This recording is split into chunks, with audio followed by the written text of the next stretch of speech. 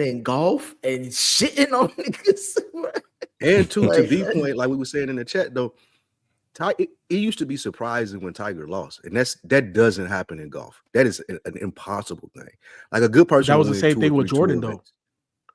But that was the same thing with Jordan. When? You know what I'm saying? We seen Jordan lose. We never seen Jordan. Jordan lost a lot before he won. No, that's what I'm saying. I understand, but hold on. It's twofold. It's twofold. Oh, exactly. In his prime, it was surprising if he lost, and it was surprising if he missed the last shot. Like you knew that if it was a one possession game and Jordan had the ball, dog, it was a wrap. Like just pack it up. There was only like one other person. The steal that he had from Karl Malone to get the ball back to bring the ball before he hit the last shot. It still wasn't steal. There was no damn it was foul. Jordan. There was only one player that I could say would match Jordan clutch for clutch, and that was Reggie Miller. That was the only player I witnessed in that time frame that I was like, okay, well, if Reggie get the ball back, then you know what I'm saying, like he could win the game. But outside of that, bro, nah. Jordan was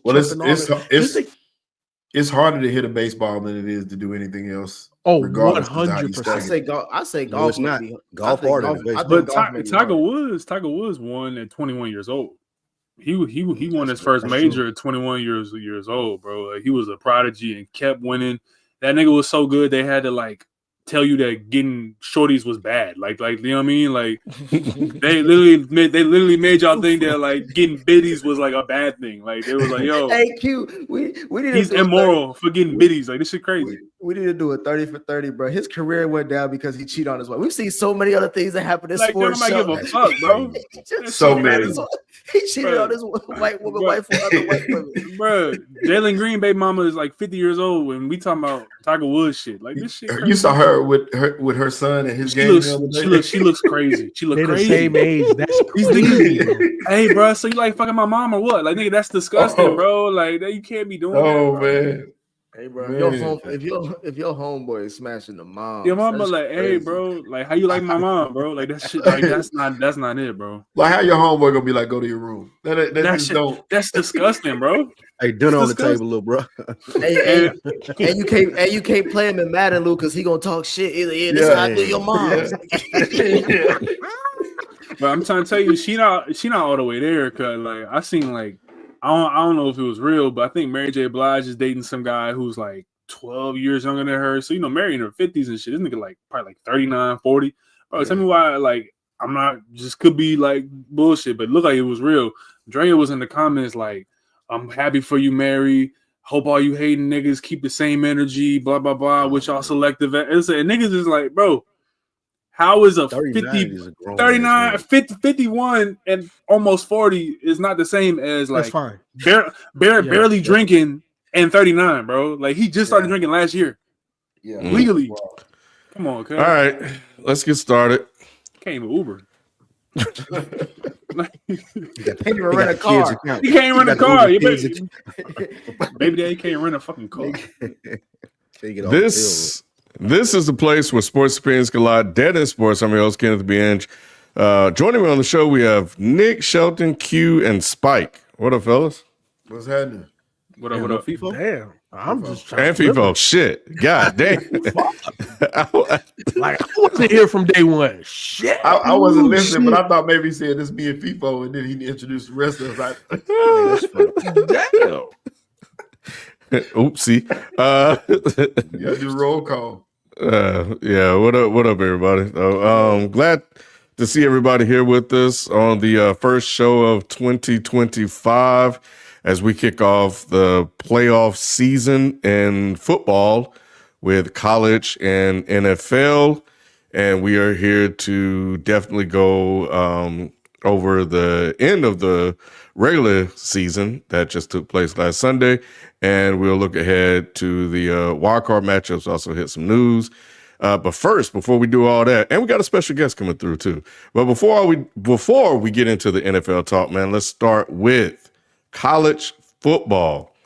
We are down to the Final Four in the first ever expanded college football playoff bracket. The two matchups that will determine who advances to the championship game are Ohio State versus Texas and Penn State versus Notre Dame, the Black Bowl. Who do y'all have going to the championship game and winning it all? Who y'all got? Shelton, I'm gonna start with you, brother. Man, this is a tough one, but I think it's gonna be Ohio State and Penn State.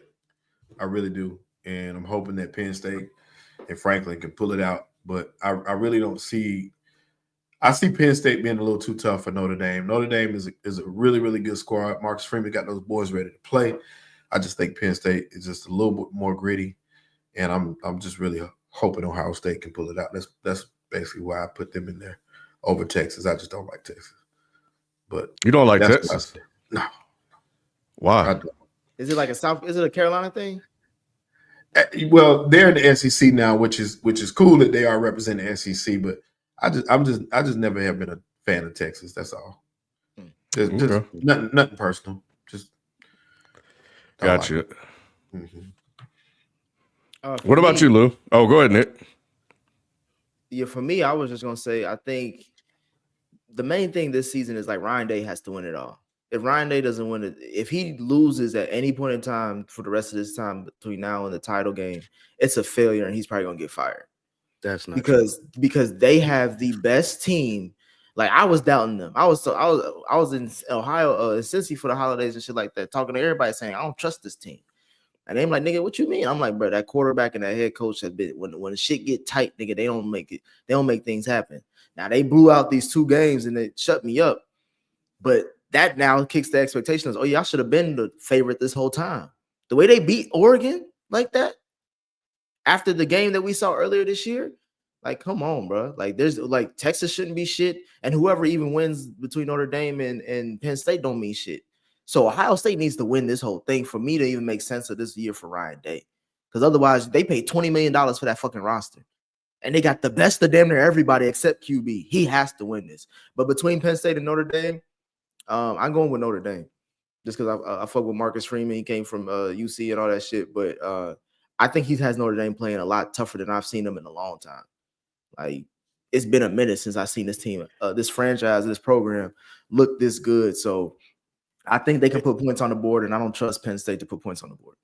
It's been a while since Notre Dame has had this level from top to bottom of athlete on the roster.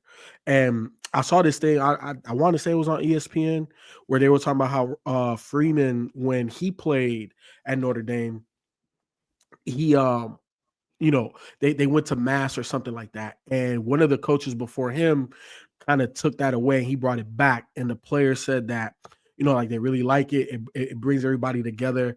Initially, when they like Bible study class, it was only like 4 players, and now it's like 40-50 players. So the way that Freeman and that program has been able to bring that roster together, we're seeing that literally on the field.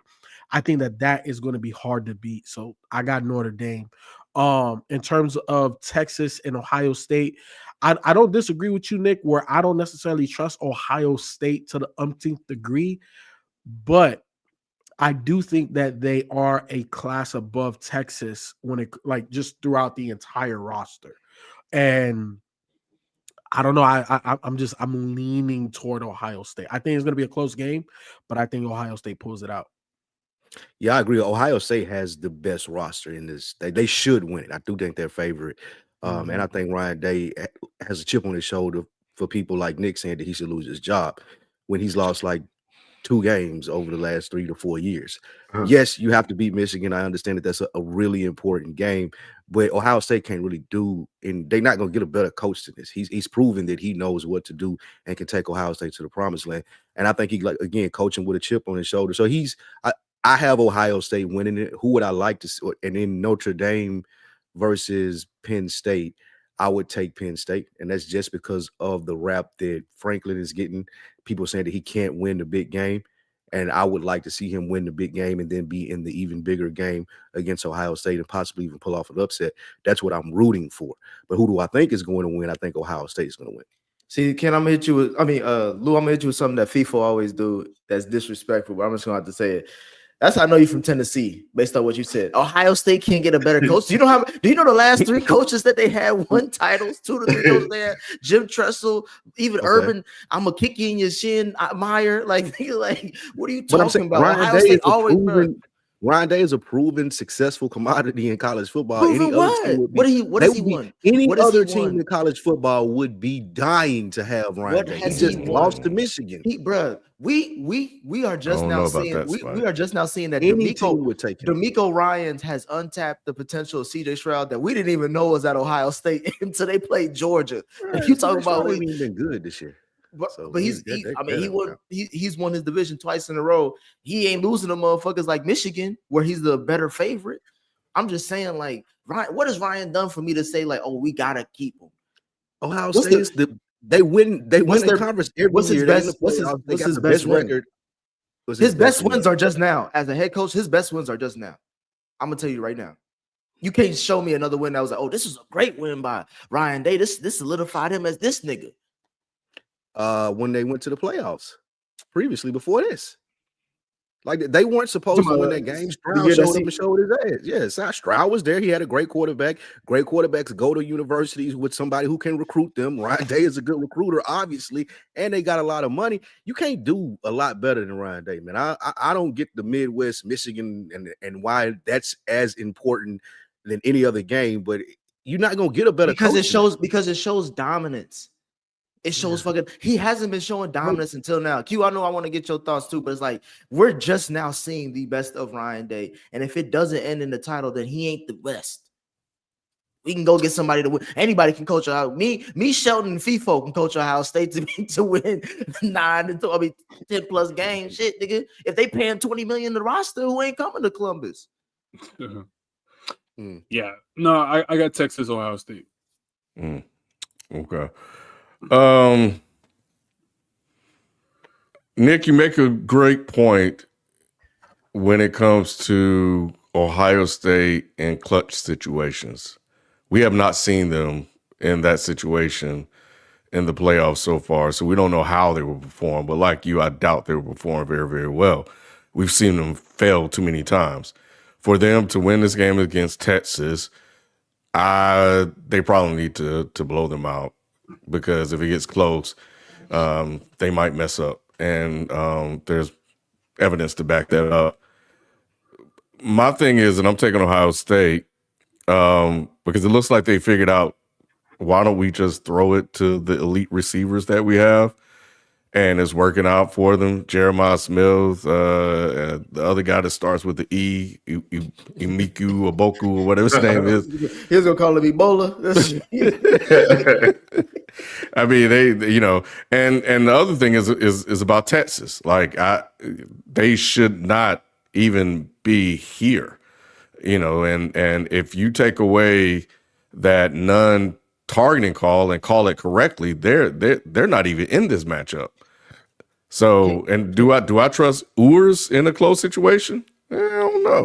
That's the reason. That's the only reason, honestly, Ken. Since Urs, whatever his name is, since Quinn, he don't deserve to be called like, whatever his last name is. Since Quinn came back from his injury, my thing is this, bro. We got a Ferrari in the garage, and we keep driving this Honda Civic. Yeah, it's reliable. It's gonna get you to A to B. But Lou, if I'm trying to stun on motherfuckers, we could pull a Rari out any night, and they keep denying us knowing something that we know is gonna happen. Let Arch Manning play. I honestly would favor Texas over Ohio State if Arch Manning was playing. Well, you can't do it now, though, right? That's what I'm saying. They should have done it a few weeks ago. I got you. Like, he would have been way better than what he like. You he would have put that. Texas. You can't do that. You can't do that. Why not? You can't do that because then what message does that send to other recruits that are coming? You ain't Arch Manning. You ain't Arch Manning. That's what it says. Are you Arch Manning? But other recruit, are you Arch Manning? But y'all acting like Quinn Ewers was just trash. Like Quinn Ewers was balling. Arch Manning. Exactly. That's all I'm understand saying. that. That's all I'm saying. But he go out there and ball, bruh. Like, look, y'all niggas do y'all their know job every day, B. I understand all that, but it's different in college. It's different in college. It's different in college. Upperclassmen that okay, get out of here. It is what it is. But Arch, we know why Arch is there. We know Arch ain't going nowhere. And Quinn Ewers was already balling. It's not like Quinn Ewers was up and down. Yeah, he had an injury. He was out. Arch came in. He balled out. He did what he's supposed to do. Same thing like back in the day. The same thing. Wait, I'm not done, my boy. It's 2025. I ain't done yet. Let me reclaim my time. What's his name? Aaron Rodgers. When he was at Cal, he sat 2 years. You know what I'm saying? It's part of the process. It's college football. You are not going to pull out a guy like that because you know what Quinn Ewers is going to be in that locker room? It's going to be a sour grape, bro. And it messes up the whole chemistry of the whole roster. Who do you think the best college football coach ever is? Ever? Oh, that's Saban. Do you remember when he put Jalen Hurts on the bench for Tua because Tua was better? But them guys in the national championship game, them guys was teetering back and forth. They were teetering back and forth on the fence. I'm not. Because at the beginning of the season there was a quarterback, or I don't know which one is it going to be. It was never that with Quinn Ewers and Arch Manning. It was never that. To me, it was always Arch going to sit down. It's always been that. What are y'all talking about? Shelton, to correct me if I'm wrong, I feel like they only let Quinn Ewers start because it was like, you the season, like you've been here longer. We're gonna do you this one solid, even though we know who we got. We're gonna do this. If you can sit back for 1 year, we let this nigga, be nice to your little brother. Be nice to your big brother. Let him do this one thing, and then we're gonna let you go. That's what it's like. But we see he's shitty when it come down to it. He ain't shitty overall. I should take that back. I'm trying to be I forgot I'm mild mannered still. I get what you're saying. He ain't the guy. He ain't the guy. Let's stop playing. I don't disagree. You're not speaking fallacy when you're saying that. I agree with that statement. He's not the guy. He's pretty good. He's not Arch Manning. Arch Manning's the better player. It's just not Arch Manning's time. We see that in college football. What are you going to say, Shelton? We also see in college football that the quarterback gets replaced. That happens. It happened at Ohio State before. Like we see it all the time. Shelton, I was just gonna say, why do y'all think that he's not, that they didn't switch it out? Like there has to be a reason for it. If Arch is that much better, I don't see loyalty in football. Though. I don't see it nowhere. So I don't know how that it had to be maybe something in a contract they signed or something, but I don't know. I really feel like to FIFO's credit to a little bit, as far as the point about college football is a little bit different. I do think that being there for a while, being a veteran, like, you know what I'm saying? Like you deserve, at least in their mind, that he deserves something, like at least a chance, a shot. You know what I'm saying? Yeah. Man, you think, go ahead. You can hit this. No, I was just gonna say, you think about Spencer Rattler and Caleb Williams, that happened with them. The same thing went on because Spencer Rattler at the time was the Heisman candidate going into that season, and when Caleb got on the field, it didn't go that way. So that changed pretty quick. It happens with Tebow. I don't know. Tebow was in Florida. Like y'all, what was the dude name that was in front of Tebow? Chris Lee. He won a national championship. Mm-hmm. Tebow was a freshman, and they started him over him. Yeah, Deshaun Watson did the same thing in Clemson. Same thing with Clemson and what's his name? Whatever his name is. Stroud. His name was Stroud too. They bring it in. Brother Lawrence did it. Yeah, same thing with Kelly Bryant. Same thing. It happens at times when you give him a couple series. You know, you get a young guy a couple series because he's earned the time to play. So you give him those series. Yeah, and if he go out there and ball, then he deserves more time. Sheldon, every series they gave him, did it not end in a touchdown? I swear, this nigga ran up for 60 yards. Like like some shit where it's like, bro, why are we not giving this dude the rock more? Yeah, it don't make sense. Well, if he gets, it wouldn't surprise me if we see him, you know, depending on how this game goes, especially if it starts getting out of hand, then, you know, you may see Arch get in the game. And Nick, you're not the only one. Like the people in Texas, they want him on the field. So yeah, Steve Sarkisian, right? Yeah. As you know, he has a job on his hand. As far as the fried chicken bowl, I'm gonna take. This was tough. That chicken bake, they too light skinned. That's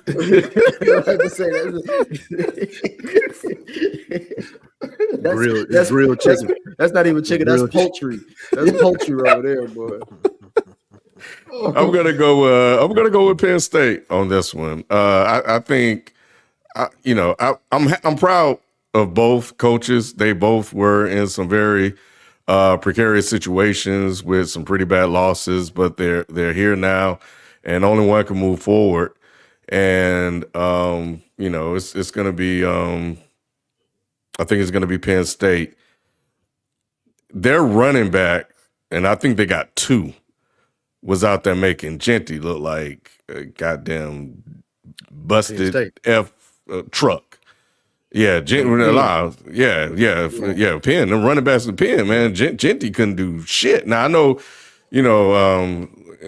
according to Manny, they have one of the best defensive lines, and they've only given up 100 yards rushing all season long.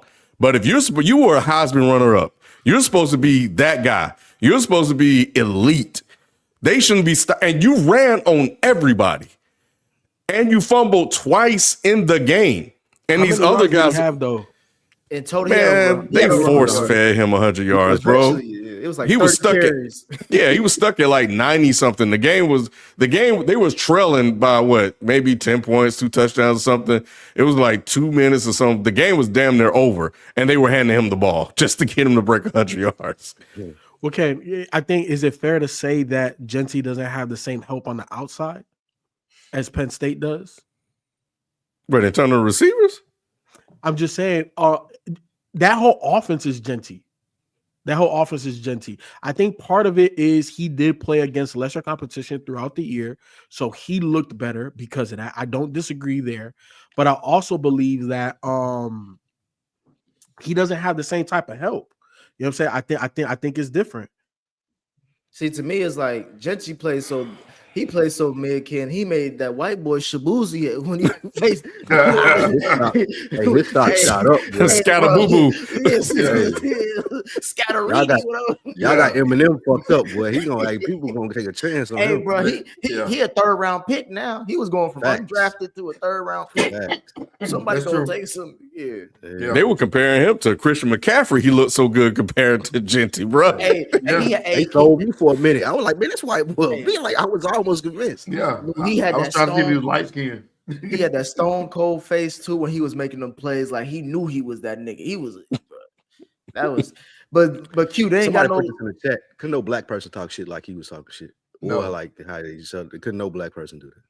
It would be all over a black person. You see how they try to do Shador?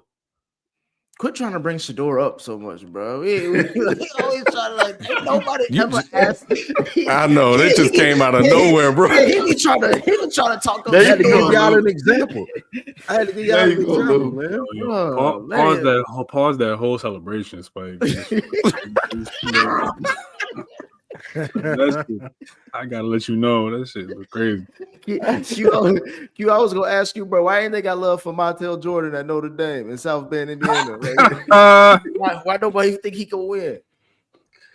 It's Notre Dame, dog. They got Manti Te'o's ghost still lingering around his girlfriend's ghost.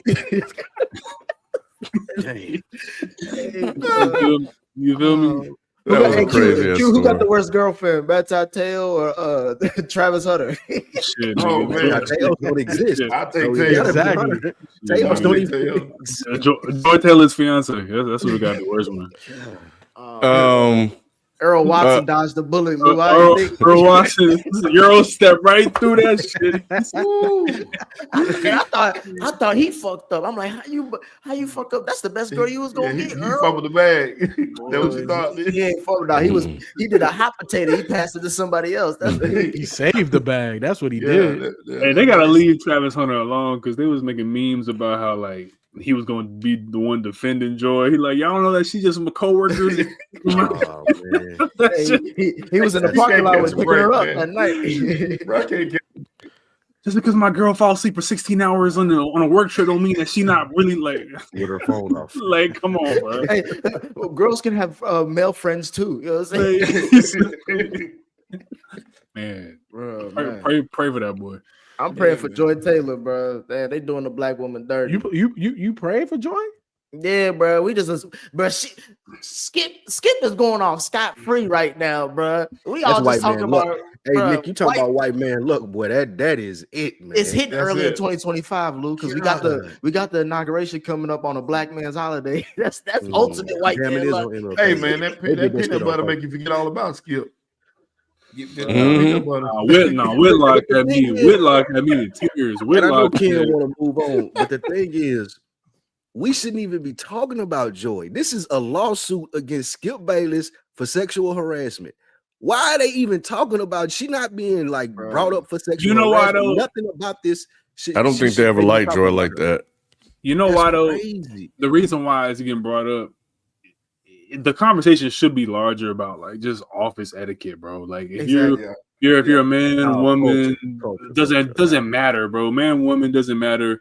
Using sexual favor or trying to get sexual favor, it's not appropriate, and especially when on Skip's side you're paying for that, and then or trying to solicit, and then on Joy's side to do that for elevation in the company, and then threaten that if he says something that you're going to talk about how it was harassment. It just highlights too many instances where you giving women a really bad name with like harassment claims, bro. Like, I'm not saying that is representative of every woman who makes a harassment claim, but when you do that openly, say, oh yeah, I'm sleeping with him, but it doesn't matter because if he says something, I'm gonna just say that he assaulted me. Like, yo, that's insane. It's just as it's equally as insane as Skip trying to pay 1.5 million to. But it's more insane. It's more insane. Wait, hold on, Spike. It's more insane because what Skip did outside of the office happens all the time. Right in the office, I agree. Office etiquette. What I'm saying is relative. I'll give you $1.50. That's about 1.5. Exactly. What I'm saying is relative. All right, let's wrap this up because we gotta go to the next one. Because what I'm saying that is relative. For Skip, 1.5 ain't shit for him. He signed a $32 million contract. 1.5 ain't shit. So all I'm saying is relative. So that type of stuff happens. What Joy is doing is weaponizing HR against you. You know what I'm saying? And the reason why I sent y'all the Marcellus Wiley one was because I thought it was the best one because obviously he worked there. He kept his nose clean and he said, this makes a lot of sense. You see how Marcellus was originally part of that show. And then all of a sudden, Acho comes, he gets booted, Joy comes. He's like, oh, a lot of stuff gets put in place that I didn't necessarily see before. So it's fucked up. And I think Joy was in the middle of it, and that's the reason why she's getting the brunt of this stuff. And then you see all of the clips. If he's Joy looked like enough. Yeah, it looked like Joy was in the middle of a lot of things. But anyway, the Detroit Lions achieved something they have never done in franchise history, securing the number 1 seed in the NFC with Sunday's 31-9 win over the Minnesota Vikings. Is this a Super Bowl or bust year for the Lions, given that they have the easiest path to the big game? And I would also like to welcome Detroit player BZ430 to the show. What up, B? Oh, we live? My bad. We live. My bad. What's up? My bad. I didn't know what was going on. Yeah, we were live. We saw that, the Detroit Lions shirt. I didn't know if that was on purpose or not, bro. I didn't know we was live. You know what I'm saying? I just, I was standing up. I was, just admiring our NFC North Championship back to back. You know what I'm saying? I was just peeping that. So you see, he turned off his NFL Sunday ticket real quick. He just turned it off. Yeah, he just turned it off. This nigga be lying to us. They've been messing with me in the chat, man. Y'all so funny, man. Y'all hilarious. I want the audience to know B has told us since Kaepernick took a knee, he ain't watched football. This is my first time watching a full football game. I was like, look, this is an historic moment. If we win this game, we are going to be a number 1 seed for the first time in team history. I had to watch it. Man. I had to. Did your wife have to tell you what was going on every play because you ain't been in there in a while to see? I had my Detroit chat, man. My Detroit chat kept me abreast, throughout the whole year. You know what I'm saying, and last year. So it's all good. This was definitely nerve-wracking. I will say that watching the game that first half, I was like, oh my god, what's going on here? But no, man, this was dope, man. I mean, they try to bury Detroit, but you can't bury nothing that's from the fucking dirt. You know what I'm saying? You can't bury. I heard him say that. You know what I'm saying? You can't. I heard. Let him talk, Ken. He got some shit to say. Go ahead. Man, we out here, man. You know what I'm saying? We fought hard. We dug down like the warriors we are. Detroit represent the grit. I love this team and the fact that they represent the grit that we represent Detroit. So I love it, man. This was a great win. Goff and Darnold, I think you said this, Shelton. They were looking pretty average. Like they were looking like super average quarterbacks, bro. But yeah, that defense, man, MVP to that defense, because that was the one thing I personally was worried about. Knowing all the injuries that we have on that defensive side, I still have a feeling they might come back and bite us. But the way that if they play like that, man, we shut Justin Jefferson down. Yep. Shut man coverage too. That coverage. Was all Aaron Glenn, bro. Aaron Glenn said, "Hey, look, fuck it." And shout out to Aaron Glenn. Yeah, I'm sorry. Go ahead. No, real quick, I think it's Robertson who they put. Yes, Robinson. Yeah. So he's like the 6th DB on the team, for example. But he got a thing with Jefferson since high school. So he's been pumping Jefferson for a long time. Yes, bro. They knew that and exploited that in that game. Like he ain't scared of Jefferson. And shout out to Sonic the Hedgehog. Gibbs out here was just nasty. He made Barry Sanders proud. Barry Sanders was there. He made Barry Sanders very proud. I almost feel like if the Lions mess around and turn this season into a Super Bowl winning season, I feel like they just might as well give Barry just an honorary ring. Just give him one. Yeah, just give him one. I agree with that. Just give him one, man. Like, this is crazy. It's amazing how he's still involved in the community, still there, still involved in Detroit heavy and everything, man. So it's so dope to see. Chauncey Billups was at the game. Like, it was just magical. I was just like, bro, this has to happen. Like, by the time we got in the third quarter, and I think we went about like 2 scores, I was like, I think we're really about to do this. Like, this is crazy. We about to win. We about to go 15-2. 15-2. Something I never thought I would see in my lifetime as a Detroit Lion fan. This is crazy. I tried to tell you. I tried to tell you them boys was ready, man. I tried to tell you. I would say this. If we had at least 60% of our defense, our starting defense, I would plant my flag right now and be like, Super Bowl what, bitch? Like, I will plant it. I will plant that shit now. That's what makes it most impressive. You live a long life, man, when you see a Detroit fan this cocky. I've never seen this in my life. I'm 40 plus years old. What's up, FIFO? What's up? You know I love you, bro. You know I've known you like 20 plus years now, right? I will say this. I've been on the Detroit wagon now for the last 3 years, right? Okay. Like I saw it early. You have. I appreciate you. I've been backing Dan Campbell. I appreciate the majority of the. I was wrong about Dan Campbell. I was really wrong. You too. You was wrong too. At the very beginning, I was wrong. Yes. A whole bunch of y'all was wrong. Yes. I'm gonna tell you like this, B, and I say this with all love and sincerity in my heart. I don't see y'all beating my homeboy. I don't. Hey, man, I just don't see. We beat him last any year. other team. It was a regular season game. I know. Any other team, B, I'll give it to you. If y'all play the Ravens, I think y'all match up with the Ravens. I think y'all match up with any other AFC team. My homeboy, it's just too. It didn't look like they matched up with Buffalo. Yeah, I'm about to say Buffalo, man, and Dan Campbell said it. He said, "I'm glad he was kind of glad we got our butts kicked by the Bills." He was like, "I want y'all to know how this feels, and let's take this on." And they made that run. And to me, that's the biggest part. Like, B, I love everything you said. I just wanted to focus on this game. That's the reason why I still would worry about this defense. Because Shelton, y'all talking about the thing that Aaron Glenn did. He put hella makeup on this butterhead. Because, bro, Justin Jefferson, I ain't never seen that nigga that wide open. He looks so. That's crazy. If it wasn't for the fact that Sam Darnold ain't shit and he showed it, and one of y'all said it in the text thread, y'all was waiting for Sam Darnold to look like average Sam Darnold. Shelton, it was more than just the Justin Jefferson one. It was the Jordan Addison. Addison was wide open, and he missed so many throws. And I'm like, bro, that's 21 points right there, bro. Like, it was another touchdown that he missed. It's like, bro. He really just don't know how these games go. And that's the thing that y'all have on y'all side a lot with Detroit. Y'all know y'all have a quarterback who not only has been to a Super Bowl, but it went to a deep playoff run with y'all just last year. So, like, y'all just ran it back with the same crew as far as head coach and coordinators. Like, to me, this got to be your year, B. Bro, I know how you feel, too, because I remember when the Bengals went to the Super Bowl run, it was like, bro, I was about to go out to LA. I feel you, Nick. I know, Nick, I was with you, bro. I was rooting. And I already know, and I'm damn near rooting for y'all if I wasn't beholden to my pick as far as Green Bay coming out the NFC. But I know you thinking about that damn Super Bowl party if it's in the city, bro. I'm with you, bro. I'm assuming if it goes away, they play Philadelphia in the NFC Championship game. If they beat Philadelphia and get to the Super Bowl, I am booking a flight home probably that night. I'm probably already start looking at flights like, yeah, I'm heading home because this is going to be insane. If we freaking win and I get to experience this with my pops, like this would be crazy because we never thought we would see the Lions win the Super Bowl in our lifetime. So that would be wild. Hey, B, there was Goff had the look in his eye. It was the first touchdown they scored. Yep.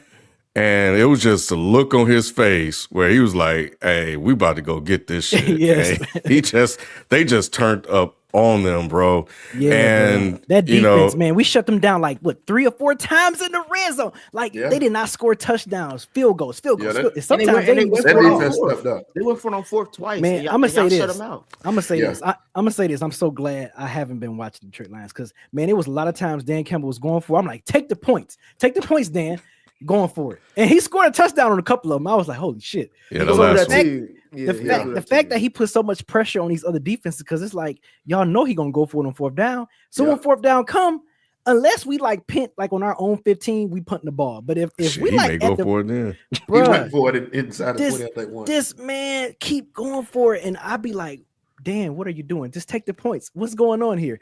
First down. I'll be like, okay, I shut up. Shut up, Dan. Yeah, I mean, the team believes in themselves. They believe in their ability to execute and convert in clutch situations, and that's what they've been doing. And you can see the difference in coaching philosophy come into play in that fourth quarter, where Kevin O'Connell had a situation where he could have went for it. It was 4th and 4, and he opted to kick the field goal, and it was a miss. So it was like he was right over across I forgot. It was like right in the 40. So at that point, he should have rolled the dice. Now, for a lot of people, he made the right coaching decision, but the guy missed it, and we've been seeing kickers miss field goals left and right all season long. Right, but it cost him. You could argue that decision cost him the game. It did. Shout out. Oh, go ahead, sir. I'm sorry. Go ahead. No, that's all I was going to say. You're right, Ken, because if nothing else, they would have gotten the ball back further away than they were, initially if they went for that. They should have been aggressive at that point. But you could tell he was trying to match Dan Campbell's energy, and he got out of character and didn't know how to handle it.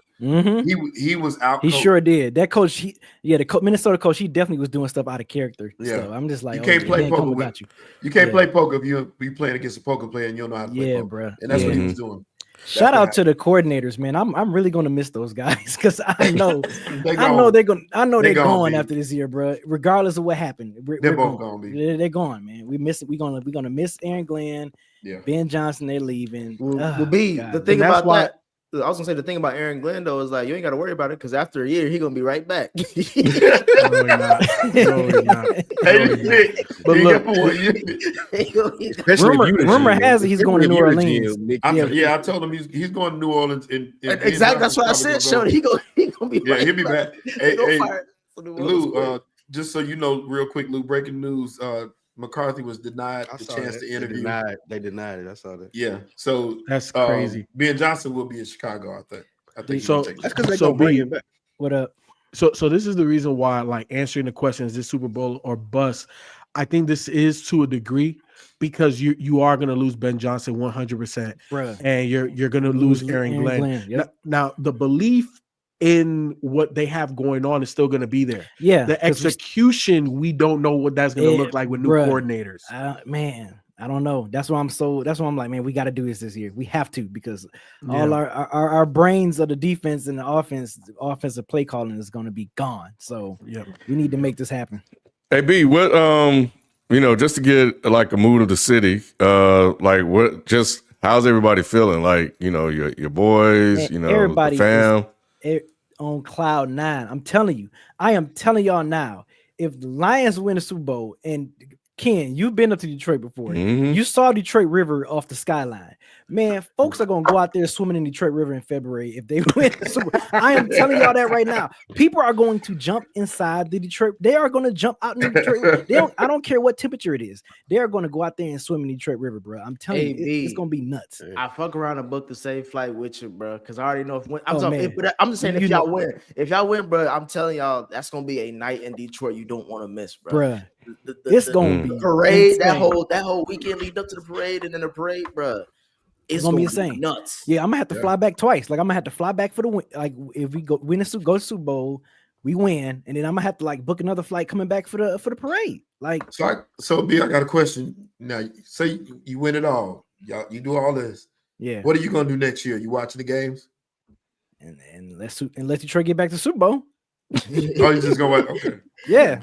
Unless Detroit. So you will watch Super Bowl. So the bad part is you watch through all them years of mediocrity watching those games. Like I know, heartbroken. That's what I was telling my dad. I said, wow, I haven't been watching football all these years now, and then all of a sudden Detroit want to act like they want to be the best thing smoking. Hey, like easy. That's crazy. You gonna watch the Super Bowl, B? You gonna watch the Super Bowl? Yes, I'm going home. I am flying home if they get to Super Bowl, but it's not going to be easy because we might end up seeing Vikings again. Playing a team 3 times, that's tough. That's tough. I would think you would fly home if they get to the NFC title game. That's going to be in Detroit.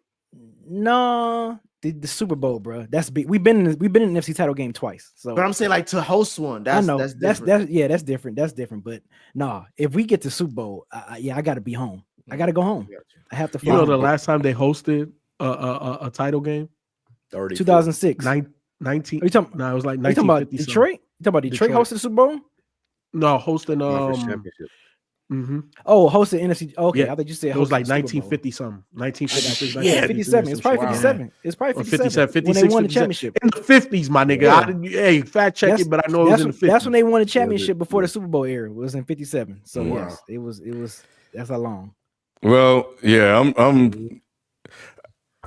I agree with the sentiment that it's Super Bowl or bust. I hate that they had all the injuries. Hopefully, everybody come back so they can be at peak capacity. We got Montgomery coming back though. They say Montgomery's gonna come back for the that may be enough.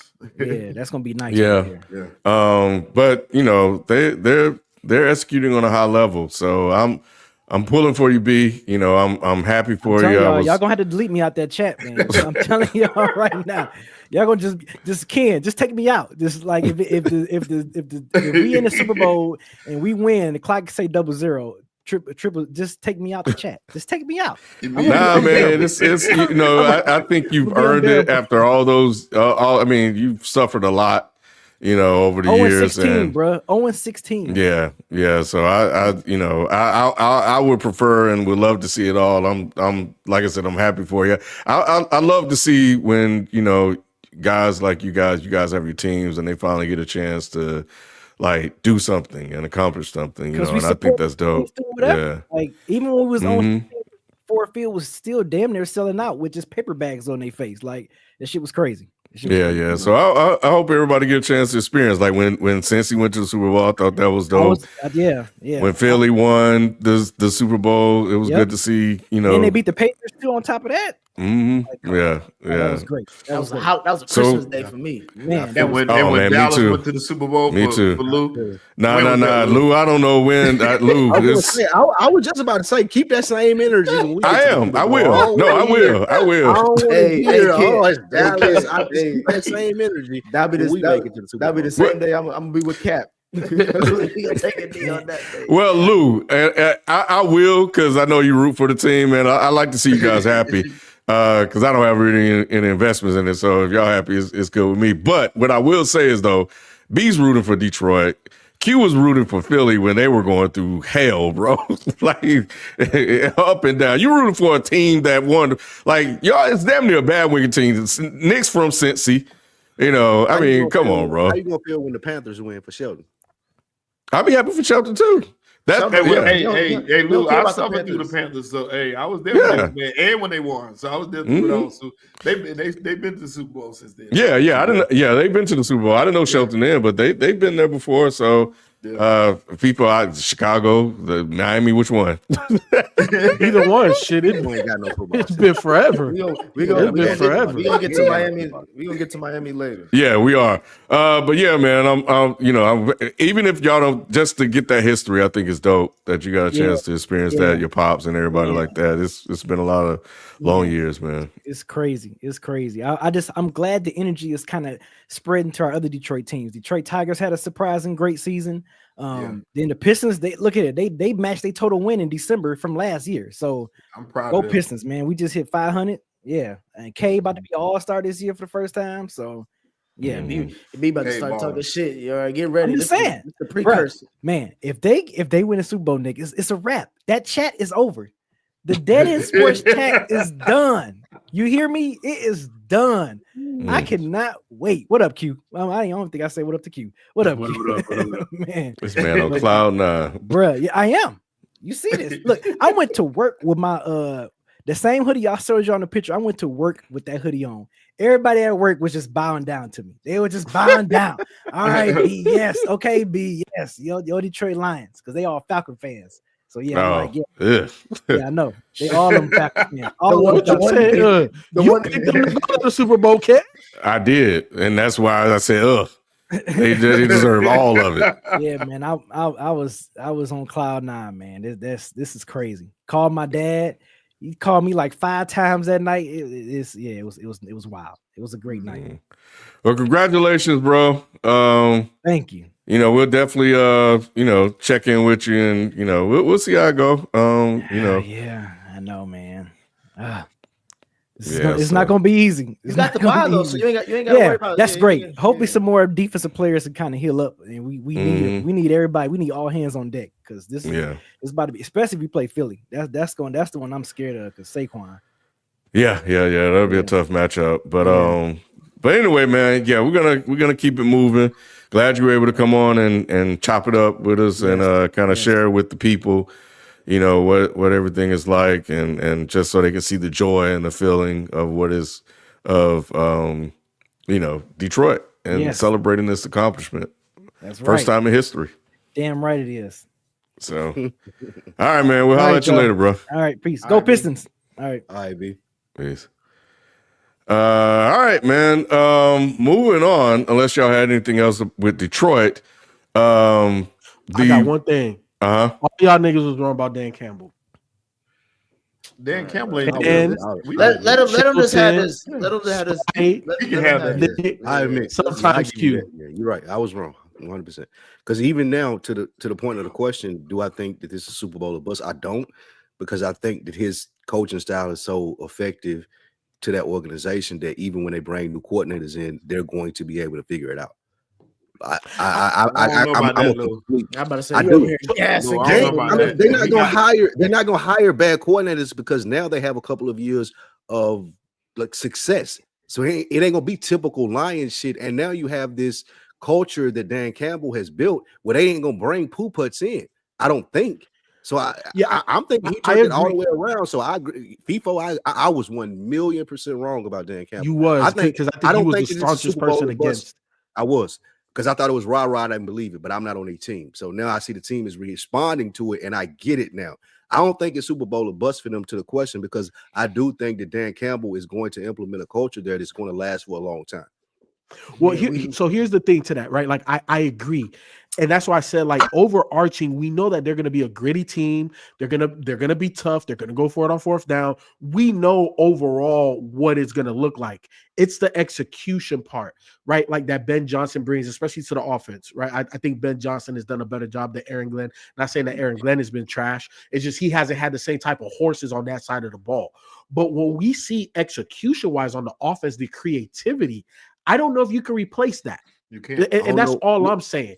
We know that there are a good organization now, from a mindset of this is what we are, this is our identity. That's not going nowhere.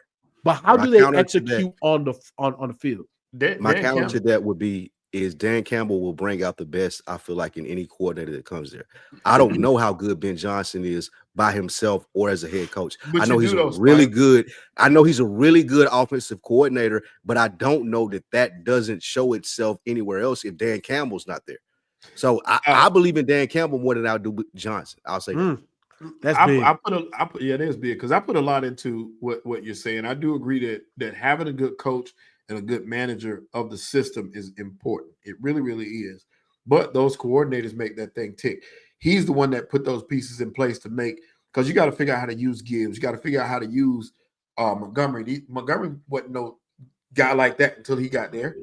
So he put those people in place to make that happen. That's not Dan Campbell. Dan Campbell is the one that says, you can do it. You can do it when they start to get tired. But this guy puts the X's and O's in place. to make them do what they do to where you can't stop them. That's the problem. You couldn't stop Detroit. And that's true. To make Jared Goff feel confident enough to do what he can do, because we know Jared Goff is soft. We know that. We've seen it. So in saying that, you put Ben Johnson in there. To respond really quickly to Sheldon, just real quick, and I'll let you go. He does that for the players and the coaches, though, I believe. That's what culture is. That's what really good coaches do. I don't think it's just about the X's and O's. Ben Johnson is this good, in my opinion, because Dan Campbell brings that out of him, just like he brings it out of the players. It's a two-way street. I think I've never been a critic of Dan Campbell. I don't think in the sense that I didn't believe in him as like a coach. I just said that there's a difference between him as a rah-rah guy and Nick Sirianni as kind of just like a placeholder for like a head coach. I mean, I think that people like Dan Campbell because they respect the fact that he's been in those trenches. He's actually played the game, you know what I'm saying, as recent as he has, and as well as just the stature of man that he is, the build that he has physically, his physicality adds a lot into the fact that, like, okay, he's played this sport, bro. On top of the rah-rah shit, it's cool, but it seems like Detroit has gotten it right from ownership, GM, staffing, and personnel level, where I'm sure that the coordinators are now prepping their underlings and people who might get elevated right after. If you know that the next 2 years you have guys under you who are going to be in the coaching tree, potential hiring process, I think that they're going to kind of slide right into the next year with those guys. So Detroit looks like they're becoming a well-oiled machine. Looks like they finally found that symbiotic relationship between rah-rah and actual X's and O's, and I expect that to continue. So I don't think Dan Campbell needs to really win this year. He doesn't have to, go all out, but these next 2 years will show if it is a Detroit organization taking that turn, or if it was just Ben Johnson and the defensive, So it's going to be interesting to see, but next year is the year where I think we'll get the real answer on who Dan Campbell truly is. So Nick, you don't. I mean, not Nick. I'm sorry, Q. You don't feel like Nick Sirianni get the same type of love that he gets based on what the players are saying? Hell no. Hell, let's go ahead. I was gonna say, let's believe that, but you Sheldon. If you I don't. That question, I'm saying based on what the players are saying. This nigga just got grilled today for being like slimy on the Jalen Hurts shit. I don't. I don't, but I don't think to me, Nick Sirianni is like the little cousin that you gotta take to the park with you. It's like he's not like you don't hate him. But it's also like, bro, why are you here with me, dude? Like, all right, man, come on. You know what I'm saying? He might make a funny joke from time to time, and like, oh, bro, you stupid, blah, blah, blah. But at the end of the day, you really wouldn't pick him to ride with you to the park. It's just, all right, bro, you here. I'll make the most of it. Versus Dan Campbell is the nigga you want. Yeah, bro, come to the park. We hooping. Hey, let's, that's my guy, Dan. Versus like, all right, Nick is here. That's cool. Not Nick, but you know what I'm saying?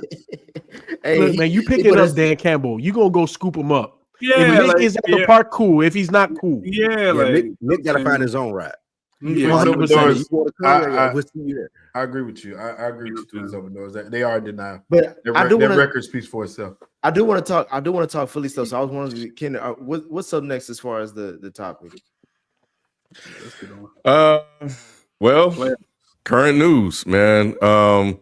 The NFL regular season came to an end Sunday, and we've had a lot of hirings and a lot of firings. I apologize. Yes. But yeah, head coaches have been relieved of their duties. Jared Mayo. So let's go to them, the Patriots and the Jaguars. Did Jared Mayo and Doug Peterson deserve to be let go? And out of everybody that's left, which current head coach do y'all believe should have been let go but hasn't been? So I think the Jared Mayo thing is interesting because I saw somewhere, who was the last coach? It just happened like a season or two ago, where going into the final game of the season, they could have had the number one pick. They won that game, and then they got fired, essentially just like Jerome Mayo. Was that the Texans head coach? Was that Lovie Smith or Romeo Cornell? It was Lovie Smith. It was Lovie Smith. Lovie Mhm. Smith went into the last game of the season with the number 1 pick, won that game, Went for and 2. they fired him. Yep, That's a they fireable fired him offense, right to be honest after. with you. That's a And fireable essentially, offense, though. But he knew he must have known he was gonna get fired before that game. That's why they fired Antonio Pierce Ooh, I the agree same with way. you there, Nick. But that's definitely a fireable offense. If you already gonna let me go, shit, fuck it. If I know, Well, if I no, know, but if you they go out should have there told him and do beforehand, anything lose I the told game. you, Hold on, one at a time. Huh? Which one of y'all said? Did they tell him to lose the game? No, Lou. bro, if you know we have the number 1 pick and you coaching your No. heart out trying to win this game, Yes. that's a fireable offense. That's No, negligent. That's crazy. Not if you didn't That tell man me we says supposed to negligence. lose. You got to tell me that. If I'm coaching, I'm thinking I'm coaching for my job. I'm not thinking I'm gonna lose this game on purpose. You gonna keep me? I want to interject. I don't think that's a fireable offense at all. No, I don't. I think what this is, because who are they going to draft? Travis Hunter? They somebody like do the Patriots really care that much about Travis Hunter like that to tank for him? Or I can trade back and I can get a package deal for that number 1 pick. You can do that with the second too. But here's the thing. I think this is classic NFL situations. You can see the outrage by the Patriot players, ex-players, at what happened to him. Everything that they told him. There was an article that came out said that they were still backing him. This is nothing but we want you to take care of this franchise and lose all these games until we get the people in here. Yeah. They saw that Drake May can play well enough, and they want to go get a guy. They don't have time to wait on Jared Mayo to learn how to do the job. What was the word choice? Grooming him to be head coach. Yeah. They're like, oh, we can't waste 2 to 3 years with Drake May learning on the job while Jared Mayo's learning on the job. So they got him up out of there. So then why handpick him and make this whole hoopla of this is the successor to Bill Belichick? Why not have an open interview process like every other team whenever they lose a head coach? Why make this whole big thing that this was handpicked? Because you didn't have to pay him like you paid another guy to be a placeholder like they did. No, Sheldon. If you wrong Kraft, is you thinking about that money though? Like that ain't got shit. No, Sheldon. The thing is, Spike, Sheldon, it's simple. We fucking lied. We got you. We fucking lied. Yeah. It's DEI, nigga. Where like the DEI coach is gone. Now we're gonna get the white hire in there that we really wanted, and it's also because Mike Vrabel is actually more qualified for the job. He has more experience. We're getting the DEI guy out of here because we knew he was gonna crash and burn. He was a crash test dummy. We fucking lied to you, and then now we're gonna get Mike Vrabel in here with Drake May, and we're gonna try to win 8 or 9 games. Now I don't know if that's gonna happen, because things like New England has a lot more problems on defense than, I don't know. But at the end of the day, that's just what it was. We fucking lied. It's simple. Yeah. That's that. Yeah, you're right.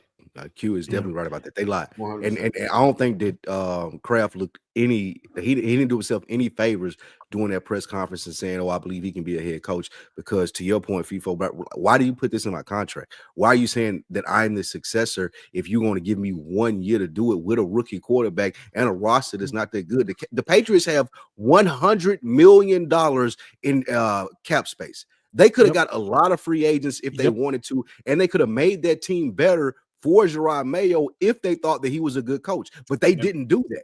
They gave him this year. They saved this money, and to Q's point, now we're going to hire the person that we really want to coach this team, and we're gonna spend the money to do that. Because I feel like this, man. I feel like Rob Gronkowski, when he, I forgot what telecast he was on or whatever, and he looked at Jimmy Johnson. He was like, "Jimmy, what did you go your first year? 1-15, right? Mm-hmm. So are we judging head coaches off of their first year? 1 year. We don't know what Gerard Mayo could have or could be. I don't think he was a bad head coach. You know what I'm saying? Look. He went into. He wasn't good though. But I don't think he's. So do you think he was you think he was the worst head coach in the league? He beat the Bengals. No, he wasn't the worst. He wasn't the worst. That's his best. That's his best win. There are worse coaches than him. Yeah. There's worse coaches, right? And we're talking 1 year with a roster that's clearly have been decimated from the Bill Belichick days. Drake May was the brightest spot on your roster, right? And like you said, they're going into free agency with $100 million. They're going into free agency with a top 5 pick. You know what I'm saying? Like you can go from last to first. It happens all the time. There has not been a back-to-back NFC South champion for like in forever. What AFCs? Oh, excuse me, Or, NFCs. Like it happens. If you could be last this year and be first, ask the Texans. I just don't the think Texans had two top 10 picks just 2 years ago, and they went back-to-back conferences. Come on. They're just not comfortable with them, though. That's just what I take from a lot of these coaches. Like, and it's not necessarily a race thing. I don't want it to just only be that conference. It's not just race. It's not necessarily. It's race is always going to be a factor in every single thing, bro. But at the end of the day, Mike Vrabel he's shown more success than Gerard has. And when you're Robert Kraft and you have the ability to go get somebody who's proven to be able to win with a guy like Ryan Tannehill, you think that, okay, I got Drake May and I got this money. Let me go get the more proven commodity here in Mike Vrabel than try to hope and wish and maybe versus Vrabel got to prove himself though, Q. I mean, that's true. I mean, does he? Has he not? Has Vrabel not proven himself? I'm saying he's had the chance to prove himself by what he did in Tennessee. Oh, I got you. But Mayo hasn't done that. But here's the thing, though. What we're talking about is everything is relative to location, it's relative to spending, it's relative to what the owner's philosophy is, and it's also relative to what that team can bring in. Because of where they're at. A team like Tennessee is not necessarily the most attractive location to a plethora of coaches and players. So when you have a gym like Mike Vrabel, you kind of say that, okay, all the guys in the locker room like him. If the ownership really likes him, he's on a good deal, and we're improving each year. Dude, when they popped off and went to that playoff game against the Chiefs with Henry and Ryan Tannehill, that just was a testament to the fact that he was getting better every year as a coach, and New England already has a pedigree of winning. They have like the expectations to go win more championships. Tennessee, relative to where they're at, relative to their history, relative to coaching philosophy, they saw, okay, let's not really shake up the apple cart here. Let's keep going and see what we can get with this coach who's getting better every year. We don't have 6 Super Bowls on our mantle, dude. So let's try to ride that out. Certain teams have that luxury that other teams don't. My thing is also one of the last points I'll make on this topic. But Marty Jones made a joke about this situation as far as like eventually as black head coaches or black coordinators who want to be head coaches, you got to be real with the situation too. Like if you know you're going into a shitty situation, and you know that your hot seat is basically going to start as soon as game 1, then you know what you got to do. You got to do a D'Amico Ryan, Shelton. You got to do who else is there? You got to do a Mike Tomlin. You got to do something that has never been done before, or things that we didn't or overseed expectations to keep your job. That doesn't matter though. No, but because Lovie Smith did that and they let him go too. Yeah, he was 10-6. He didn't. Marvin Lewis did that. He got fired. Marvin stayed there for me. I think Nick is talking about people that come into new situations. Like if you come into a shitty situation, like yes, they're gonna judge you off your wins. Is that unfair? Yes, but you're not going to a situation like a Nick Sirianni or like who else? So like what people thought that the Bears situation is going to be, or even shit where it's just like Sean Payton, where it's like we're going to let you either come to a great situation where you just plug and play, or we're going to give you a long leash. They're not going to get the Matt Rule 5-year, $100 million like contracts. We already know that. It's history to prove that. So it's like when you go into these situations, you got to know if I don't win at least 5-6 games, they probably gonna fire me. Any thoughts on Doug Peterson? He deserved it. Yeah, I got a random question. Dallas tomorrow. But Jacksonville's terrible though. So I got a question though. Why is the Chicago's Bears job more attractive than the Jacksonville Jaguars?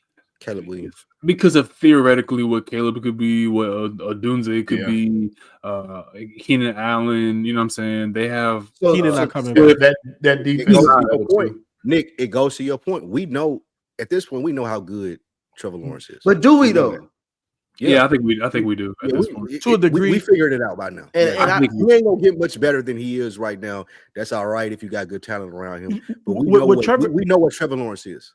Caleb Williams can be better than what Trevor Lawrence is. I don't disagree, Spike. Trevor Lawrence, at this point, we know what he is, but every quarterback can become more efficient, therefore pushing his boundary. And that's all Trevor Lawrence could do now is just become more efficient in terms of what he is. Caleb Williams, we don't know what he is. But my thing is this though. We keep on talking about Caleb Williams like he's a can't miss thing that you got to catch him on the iron. Hold on, listen. I'm just saying the situation is being discussed today. I'm not saying y'all are. I'm just saying the situation is being discussed. And I'm like, Ken, I know this is gonna sound crazy because y'all know how I felt about Trevor Lawrence, but it's just like if we can see Sam Darnold with Kevin O'Connell, what do you think Ben Johnson with Trevor Lawrence could be? Because we know that Trevor Lawrence is talented enough to where he could put points on the board based on college pedigree, right? We ain't seen it in the league, and when we did see it, it was only for one season. Like you don't think Trevor Lawrence and a Ben Johnson can do something that Sam Darnold's doing and Kevin O'Connell? Of course. I don't think so. I think that we have watched enough football, we watched enough professional sports to know that when you go through head coach after head coach after head coach, you look at the ownership, you look at top down. Like you can bring anybody in there. Sacramento Kings can't get that shit right. No matter who they're bringing in. They might be on a 5-game win streak, just NBA shit right now. But they fire Mike Brown. They fire the other coach, fire the coach before them, all them other coaches, and they haven't gotten it right because the owner is too involved. Jerry Jones. They can bring in every fucking head coach that they want to, as long as Jerry Jones. I believe that it's top down with. I think it's completely top down with Jacksonville. They then brought in 7 coaches over the last 20 years, and it's just like what has changed. And I would agree with you on that, but we have we have history. We have history right in front of us. We've seen that Geno Smith can actually be a above average QB. We've seen Sam Darnold be argued as a different team. Those are different teams. I know, but I'm saying bringing a head coach in this situation because Trevor ain't going nowhere. He's gonna stay there. So it's not like they're gonna trade the contract. And it'd probably be an ugly trade on the contract anyway. But if we keep on lauding Ben Johnson this much, niggas be glazing him like he the second coming of I don't know who they hit. I don't know what coach they think this nigga gonna be. But if he don't work out, because I think in year 1 people are expecting that Chicago Bears are gonna be a playoff team with Ben Johnson or close to. They're just gonna be better than what they are. I'm saying it would be easier for him to prove his genius and greatness in the AFC South. The Texans barely won their damn division. And even then, you still got 2 games against the Colts and 2 games against the Titans. Like, but again, it's the potential of what Caleb has. And here's the thing, too. I don't disagree that being a great coordinator is completely different than being a great head coach, right? And I always use Norv Turner as the example. Every time Norv Turner went to a new team as the OC, that team offense was top 5 offense. Every time, and I think Norv Turner had 2 or 3 stints as a head coach. Every time he went as a head coach, they was trash because it's overview. So I don't know how great Ben Johnson is going to be at overview, but I know this, and everybody on this panel should know this as well. Creativity in terms of play design and play execution and play calling, he's top tier. The only other person that I would say, who the nigga with the Rams? You know I'm bad with names. What's his name? Sean McVay. Sean McVay, Kyle Shanahan, Kevin O'Connell, Andy Reid, and my nigga in LaFleur. Outside of that, bro, who's a better play caller than Ben Johnson? Who's a better play designer? Well, if we're looking at it from an offensive perspective, that works. I agree, Nick. I don't know if it works as a head coach, but if I had to bet on somebody that's going to take that jump based off of what we've seen, that's who I'm putting my money on. And I'm saying this: he could be more Zach Taylor than Sean McVay. 100%. You know what I'm saying? It could be because everybody talks about the Joe Burrow offense and how great that is, and we see Triple Crown. Most passing yards in the league, all that shit, and niggas ain't making the playoffs. And if the Bears don't make the playoffs again the upcoming year with Ben Johnson, that's what I'm saying. That criticism is gonna be like, we did all this for Ben Johnson, we did all this for Caleb Williams. I gotta do it. You don't gotta do it his first year though, Nick. Yeah, why not? Look. I think for the Bears is we got to be in contention. If they don't make the playoffs, fine. But it's like, we lost it in week 18. You have to be improvement. You got to be there. You got to be improvement. They can't be like 4 and whatever. They can't be like 3 they can't do that. They have to be competitive. Nah, they have to be competitive. Nah, Lou, this is what it is. Because FIFA was over here talking about, I want my flowers for the Dan Campbell take. I was early. He ain't calling his flowers. He tapering expectations on Caleb Williams. I thought this nigga was the second coming of somebody who nigga. He's tapering. He's tapering expectations on Ben Johnson. Nah, fuck all that. Because Nick, Lou, let me talk. Caleb got to learn a full offense now. Let me talk, bro. Let me talk. These motherfuckers told me that Caleb Williams was gonna go to the playoffs his first year. Yeah, he did. Off the rip. I did. And Nick, I said they wouldn't win more than 5 games. Yeah, and I said Jaden Daniels for 5 years gonna be better than Caleb Williams off the rip, and I'm walking that back. I'm definitely willing. I'm willing to jump off. I'm willing to jump off a cliff right now and say I think Caleb is like gonna be all right. Like I don't. Yeah, like that's just me though. That's just me. He's just a bad coach, bro. And the Bears didn't do Caleb Williams once again by keeping him around. Now that they're going to hire a new coach, they can be a competent fucking team and get a good coach for Caleb. But we can't judge Caleb. Don't do that. I feel you. Hold on.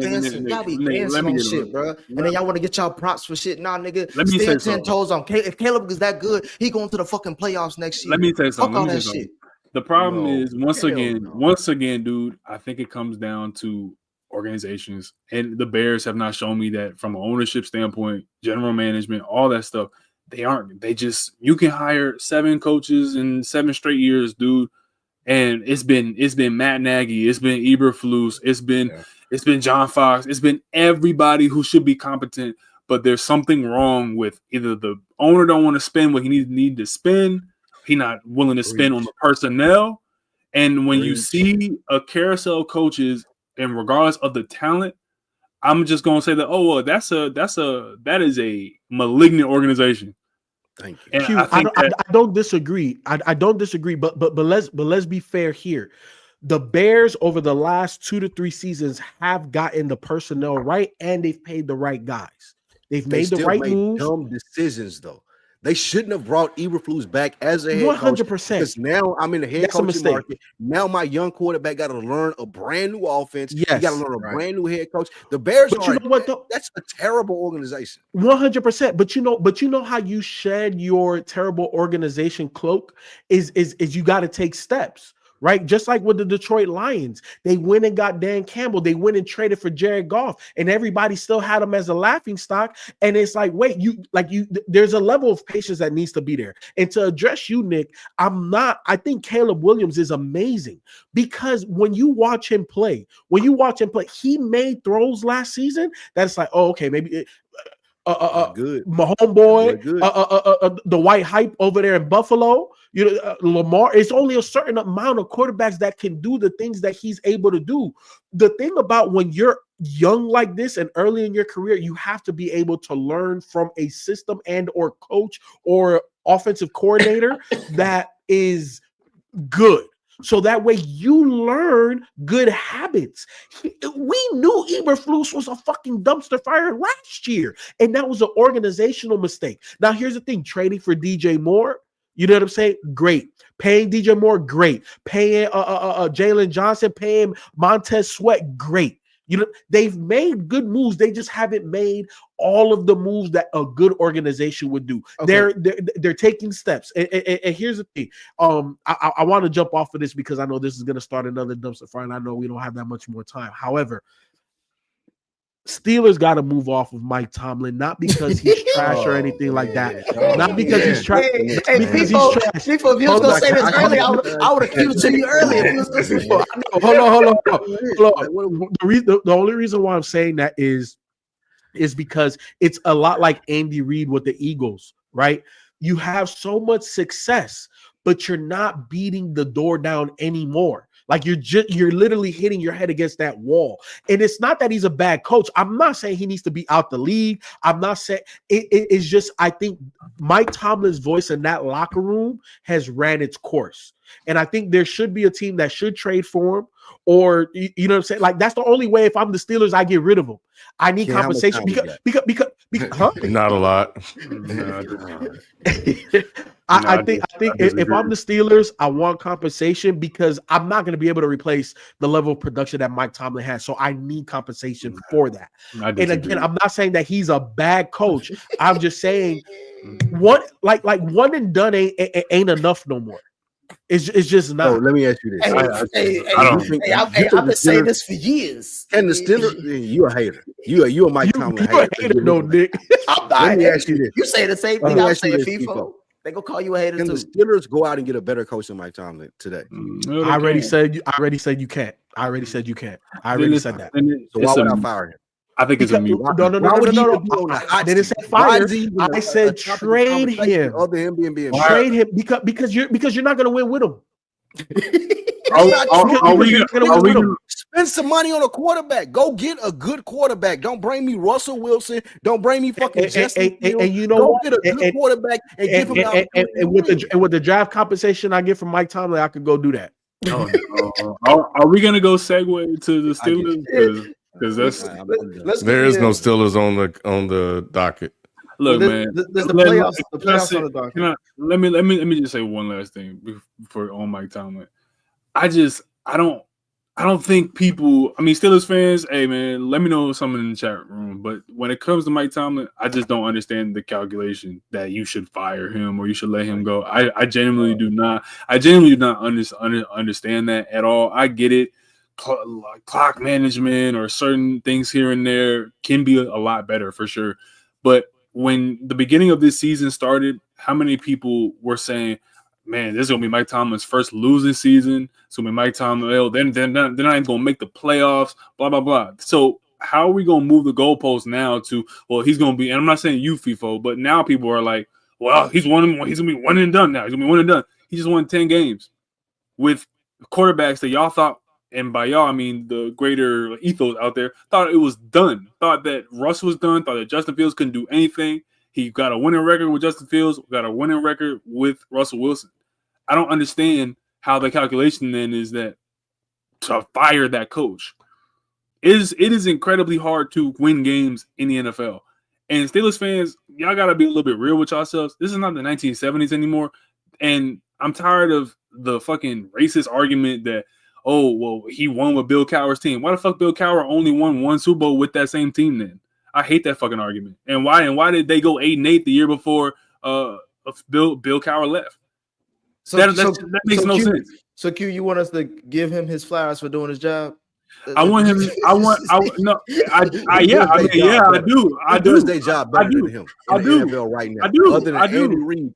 Thank you, Q. Nobody other than Andy Reid does their job better than Mike Tomlin does his job. Can I ask that question? Not even Kevin O'Connell. Kevin O'Connell. No, because Kevin O'Connell went and won 14 games with Sam Darnold. He ain't got the track record. And we just seen Kevin O'Connell put a bullshit ass game plan together for his quarterback. Like Aaron, he got Glenn Cole. Listen, Dan Campbell's overtook Kevin O'Connell. That's just what happened. No, that's not what happened. What happened is all right, we need to move on. Minnesota, real quick, Ken. The Minnesota coach got too ahead of himself, and he put together a game plan that was bullshit and was trying to throw down the field when they said, Detroit, that we're going to rush the quarterback because we know that makes him uncomfortable. And all game, they doing 6, 5-step drops to try to throw the ball down the field when they should have been doing short play shit. It was a bad game plan that they had against Detroit. Mike Tomlin wouldn't have done that. Mike Tomlin is a much better coach than dude. You know what great coaches do, Spike? Is not move always, on to the next topic. It's not always the game plan, it's the adjustment. Bro, y'all not tired of having this conversation? Let's move on to the playoffs. The NFL playoffs are set in both the AFC and NFC with 6 games slated for Wildcard weekend. Which matchup are you looking forward to the most in the AFC and NFC? I'm looking forward to the Bengals and the Cowboys. I can't wait to see. He's trying to make us go extra long. I can't wait to see him play. I'm not even. There's two games I want to talk about with y'all. It's Baltimore, Pitt, and Green Bay, Philly. First of all, we already talked about the Steelers side. He didn't even acknowledge you, Q. He just because I'm gonna take it somewhere that y'all may not expect. Pause. With Baltimore, right? Baltimore plays Pittsburgh in Baltimore. I can't wait to see them beat the shit out of the Steelers. Not even that.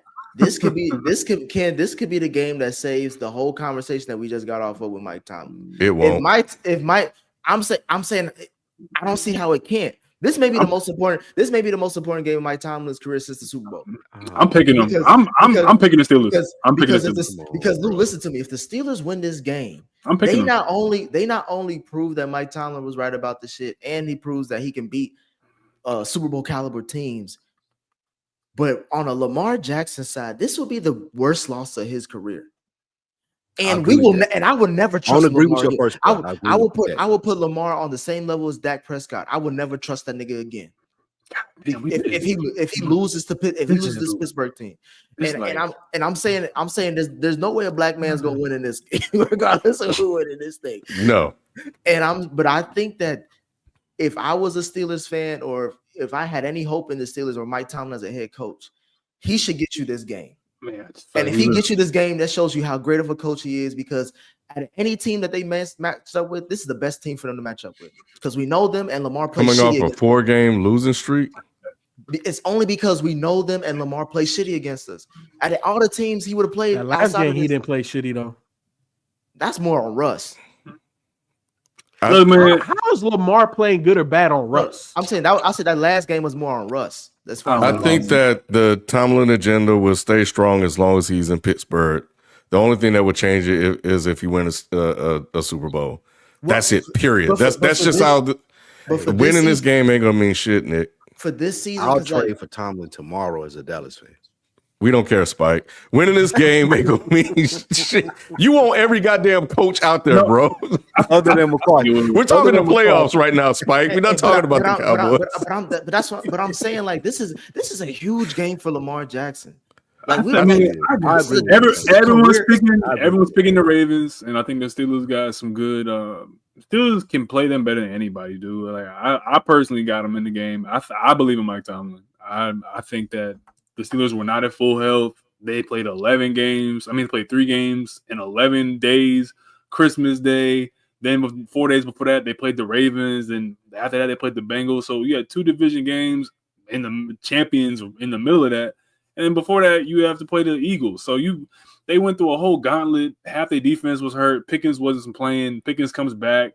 Still rusty. Y'all gonna have to stop talking about Pickens, bro. Don't do that, because I understand, but he's still that nigga's still their best player. It ain't Van fucking Jefferson. I'll tell you that.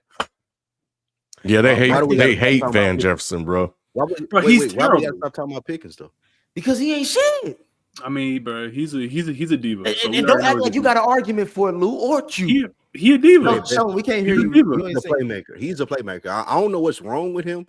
It seemed like he's suffering from the same shit Antonio Brown suffers from, but he's good. Like, we can't deny the fact that when he's out there doing his thing, that the Steelers are better. I don't know what the fuck Nick, you were praising him in the chat at one point during the season. Yeah. I don't know what's been going on with him. And that's why I was gonna say this. First of all, one thing is new information, new results, new discussion. And second of all, hold on, I'll say this. Lou, he ain't a playmaker, he a player hater. That's what he sounds like.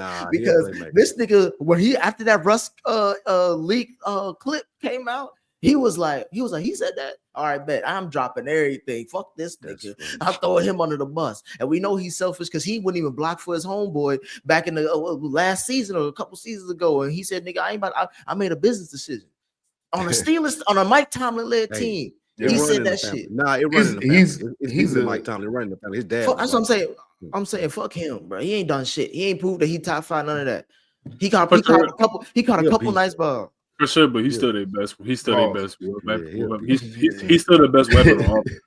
And they ain't have him for 3 weeks. So, he's when he came back, he's the T-move version of AB, man. He just got too many too many head issues going on. I Right feel now. that. I completely agree. But dude, like shit, nigga, a Ferrari that start up sometime is still a Ferrari. If you can unlock it, then it'll be he'll be nice. But you ain't taking that. You ain't taking that Ferrari out all the time either. And you're not taking that beat up Buick that is Van Jefferson and Scotty Miller nowhere. So it's like any other games you guys looking at? Green Bay, Philly. I want to see, Green Bay, Philly. I want to see if I want to see Jalen coming off of rust because that's always something to watch out for. I believe so. I believe so. I don't even know if he's gonna play. What happened with Jalen Hurts, Nick Sirianni situation? I missed that. There really wasn't a situation. No. There really wasn't a situation. There was. There was. I mean, let me explain it as a Dallas fan. Can to you. So no bias from the guy with the Philadelphia Eagles logo in his background. What happened was Jalen Hurts hasn't made it through concussion protocol, and he was asked about Nick Sirianni was asked about this in the press conference, and they asked him if he was even at the facility today, and he said no comment. I don't have any updated comments for you. That's the first thing that he said when people start asking about Jalen Hurts, and then when they said, "Is he here today, even practicing on the facility?" They was like, "Oh, no comment." So that's the reason that people are speculative of it. They're not speculative at all, Ken. He was there. He's been there the whole time. He was getting a smoothie today. Now Skelton was sitting in the parking lot of the Philadelphia Eagles. No, the reports. How do you know that he was there versus everybody else? The reporters were there saying he was there. If you paid attention, Lou, everybody's saying this. You are paying attention. Why Nick Sirianni didn't say that? I see you watching because Nick Sirianni's playing poker. He's the head coach. He's not supposed to. He can't say he's ready to play now if he's still in protocol, and he can't get out of protocol until they practice Wednesday. You got to keep him in protocol. So that's the only reason they're doing it. It's a formality. If he says he's out now, then he's going to get fined. So you can't say that. All they asked him is he at the facility? Okay, so it's much ado about nothing. All right, so let's move on. All I was gonna say was that this is a big game for me. This is a big game for me as a Jordan Love supporter, and for my last hope as a Super Bowl pick. I think that I actually have expectations for him to win this game and get this upset. I think this is the best time to get the Eagles when Jalen Hurts, like Q said, could be rusty as hell, and we know eventually he's gonna have to throw the ball down the field. And if he's off with his receivers like that, which he shouldn't be, but if he is, I think that's the best. This is the best game to knock out the toughest part to that, Nick, and is that Christian Watson went down with a torn ACL. Jair's out. But that's but Shelton, what happened to Jordan Love this past offseason? Jordan Love has no feeling in his hands. What happened to Jordan Love this past off? Is he about to play? What happened to Jordan Love? What happened to Jordan Love this offseason? Jordan Love, what? What happened to him this past offseason? He has numbness in his throwing arm. He got hit. He said he got paid. He got paid.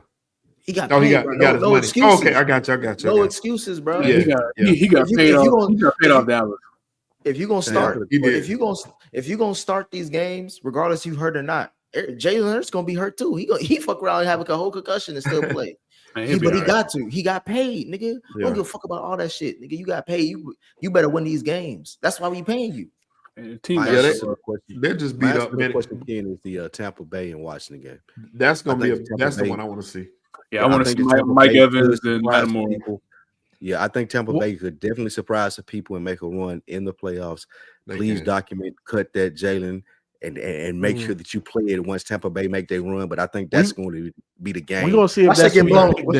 Once they get blown out. real shit though. Tampa Bay is Baker been balling, bro.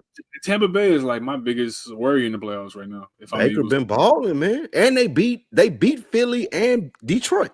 Tampa Bay is my biggest fear in the playoffs.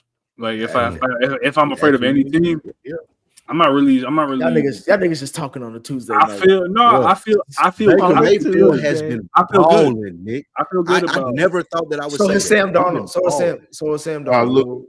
Look, he beat them without AJ Brown and Devontae Smith. So don't talk about that. But then the thing is though, we had them niggas last playoffs. You didn't have AJ Brown in that game either.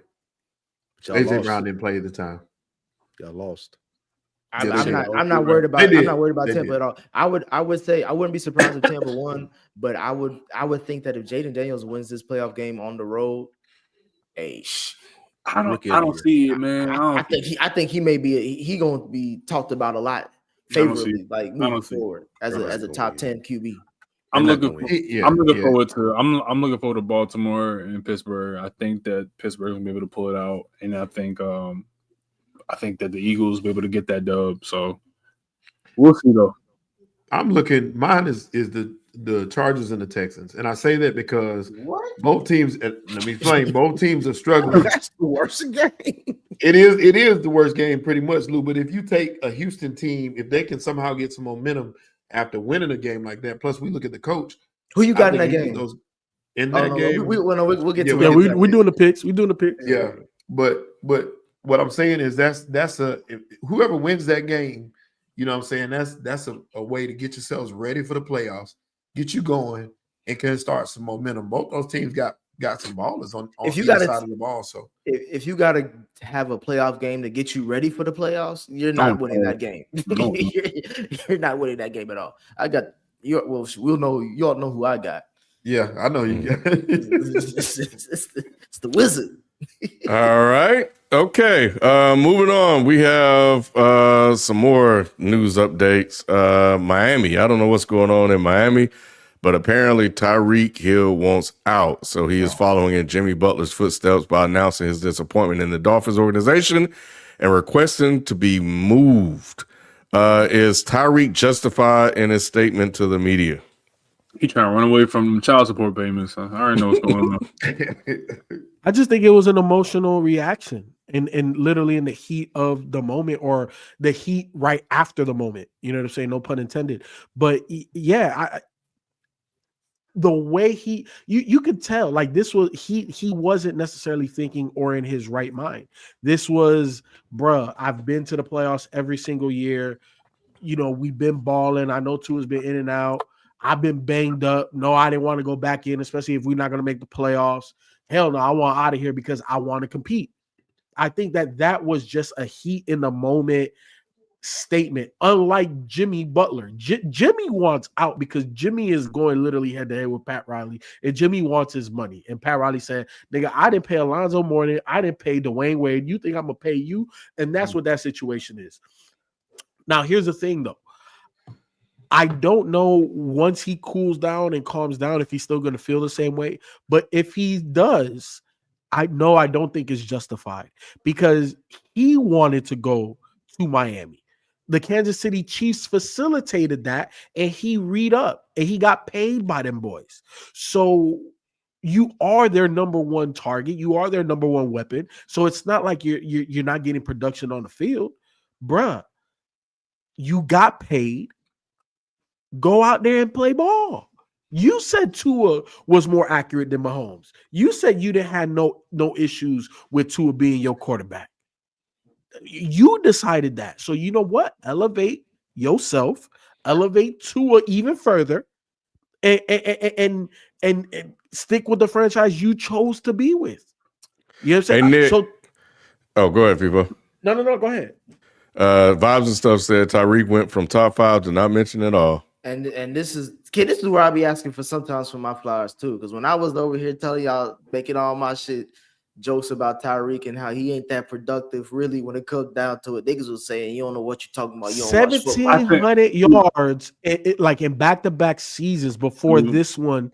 Like, what is we talking about, bro? I'm talking about him as a wide receiver, as a standalone wide receiver.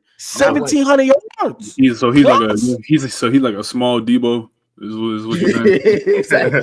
Exactly. Debo never come anywhere near 1,700 yards. I'm fucking with you. He's much better receiver than Debo Samuel. He's better than Debo. They ain't saying much though. But look. I think that to answer the question, I only disagree with you on the point of like I think that was just his true feelings. I don't think that was much. Yeah, he was emotional, but I think that those emotions have been in brewing the entire season. Once Tua went noodle arm again, you know what I mean? Like once he got stiff again, like dude, I think that it was all. Look, man, like he tired, man. He tired of it, man. And I think that he's been brewing on these feelings for that season since that hit, and he's just like, dude, I don't think I can win with this QB here, dude. And I think that was just him finally being like, dude, I gotta get out of here. I feel him. I think that's a moment of vulnerability from a player who I played with one of the best in Patrick Mahomes, and I know what he can do. And y'all got this dude Tua here. Not saying that he sucks or anything of that nature, but he ain't what I thought he was when I came here. I got it. No, Dude, don't do that shit. Because I told your ass, quit opening the offices of Spike and Lou bail bondsman services Tuesday night. Because this nigga, the Chiefs offered him bread, and they said you could stay here for this bread, or we can help you go. Why wouldn't he take the money though? But he wanted more money though. Because he would have still got that money. He would have still been getting money in Kansas City, if not more, because he would be on a winning team. It would have been more. It was 6 to 7 million less. But at the end of the day, Tyreek chose Miami when they knew they had Tua. And the thing about Tua, hold on, Spike. Hold on, Spike. I want to leave. I chose it, and I was wrong. Now I want to leave. But what's wrong with that? That's not a tough calculation. If I'm gonna get paid less to stay in Kansas City, or if Miami, Florida has more money to give me, I'm gonna go to Miami, Florida. You see how he acting when he out going to Miami every time. And now I see y'all niggas on some bullshit. I'm willing to leave here too. I got paid. I'm gonna go. Hold on. Pause. How is Miami on bullshit? Because Tua is your quarterback. But Tyreek chose to play with him. No. Wait, no. And now Spike, you can have it both ways. No, that nigga should be retired. Like, no, like really, like the fact that the organization don't. I ain't trying to have it both ways. What I'm saying is, I made the decision and it was wrong. And Tua, I respect Tyreek Hill for being like, nah, I'm cool. I ain't trying to play with a nigga like Tua or with McDaniels in Miami. Like, I'm cool. I made my money. Now I'm gonna go somewhere where I can win. So what if Josh Allen said that right now with the Bills? Yeah, y'all traded away my best wide receiver. I'm throwing a whole bunch of no-name niggas. People know Keon Coleman because of his off-the-field stuff versus his production on the field. Y'all pay me, but I want out now. But what does that look like? But if Tua was on the same level as Josh Allen as a QB, then you could trade away a Tyreek, and then he would still be like, dude, this is still my team. I still run Miami. This is still my shit. Like, you all still bow to my feet. Like, I'm still the franchise guy. Like, a guy like Tua, he went to play with Tua, and he's not playing with Tua because Tua can't be on the field. But my thing is this though. Is like, the difference of money between Kansas City and Miami, he would have made up in commercials, being with Patty and them when they for State Farm. He would have made it on a bunch of other stuff. And he wouldn't be complaining about nothing. He's only complaining about Miami because he says that he cares about winning. And this is the first time I make the playoffs in a long time, if not ever. And I'm upset. Nigga, and it's like, okay, nigga, you playing with Miami. Nigga, have you seen the Puerto Rican, the Dominican, and come on, bro. Like, come on, bro. What we talking about? Dimalo, nigga, what you talking about? This is Miami, bro. Come on, bro. You talking about Kansas City. You're not wrong. Look. It's the best argument I've heard tonight. I feel Tyreek to a degree. But I'm not shooting him any bail because he chose to go there. Tua was hurt in college, bro. I can make a wrong decision, people. I can make a mistake, bro. Yeah, I made a mistake. Now I want out of here. I ain't dealing with this Hawaiian nigga. Let people make his point. Let people make his point. Okay, so let me ask you this, Spike. Since you are the Bill Bondsman of the night, where should Tyreek go? Where should he want to take his services to? Dallas. And don't fucking say Dallas either. Don't fucking say Dallas. What did you think I was going to say? What did you think I was going to say? Like, that's why I had to come out and say that. Baby. No, it's the same situation. The Raiders. The Raiders. You know, Dallas is Washington, Lou. No, Washington. Yes. Washington would be nuts. Washington. The Rams. With Scary Terry? Tua needs to go to a situation. Think about this. If he wants out in Miami because they're not making the playoffs and winning, then you can't send him to the Raiders. No. Yeah. Yeah, No, the he Raiders doesn't want to. Wait, no. I can if you get Shador and you get a new head coach because they just fired. I'm gonna head just coach. put a counter. Nick, I'm gonna put a counter up for every time he mentions Shador's name. Look, the Bears. He could go to the Bears. That would be good. No. I would take less money to go to the Rams because I got Puka and I got he should want to go to Buffalo. He should want to go to Buffalo. That's good too. I said Buffalo. Shelton, before we get to weekly picks, what are your thoughts on this situation? It's unfortunate for him, and I get where he's coming from. I do think he is. Somebody said it earlier. I do think he is acting out of emotion, but it's Tyreek Hill. He's not the most mature guy on the planet. But to go there and to be playing with Tua anyway, like we said, that was a gamble you took, and I would have taken the money as well, especially with his current situation with all those kids. But he was gonna get paid regardless, bro. He wasn't gonna get paid like that. There was no way. There was no way. But nobody was gonna pay him like the Dolphins. Off the field money with the success of winning would have brought in more eyes and more sponsorship. I ain't put. No. You're not putting this nigga in no commercial. Not in Kansas City. Come on, let's be real. No, like who's putting Tyreek Hill in commercials? No, he's not, and he's not. They put AB in commercials, but he wouldn't have been the starter. Nick, that's Patrick Mahomes' city. Regardless of whatever, it don't matter. Never gotten the amount of money he's getting from going somewhere else. But the dude, Travis Kelce he's getting paid off of the success. He got Taylor Swift. Tyreek Hill is not Travis Kelce. They got a podcast where millions of people listen to them every week with him. Tyreek Hill can barely make it through a traffic stop. Like he barely can make it through a traffic stop, bro. That's enough. This nigga ain't getting endorsements. He didn't make it. What are we talking about, bro? That's enough. Weekly picks. Weekly picks. Spike. Oh man. Well, we took a holiday break in between week 16 and 18. So this is the week 16 results. I'm saying that to say like it didn't end well for me, but I still had a fighting shot.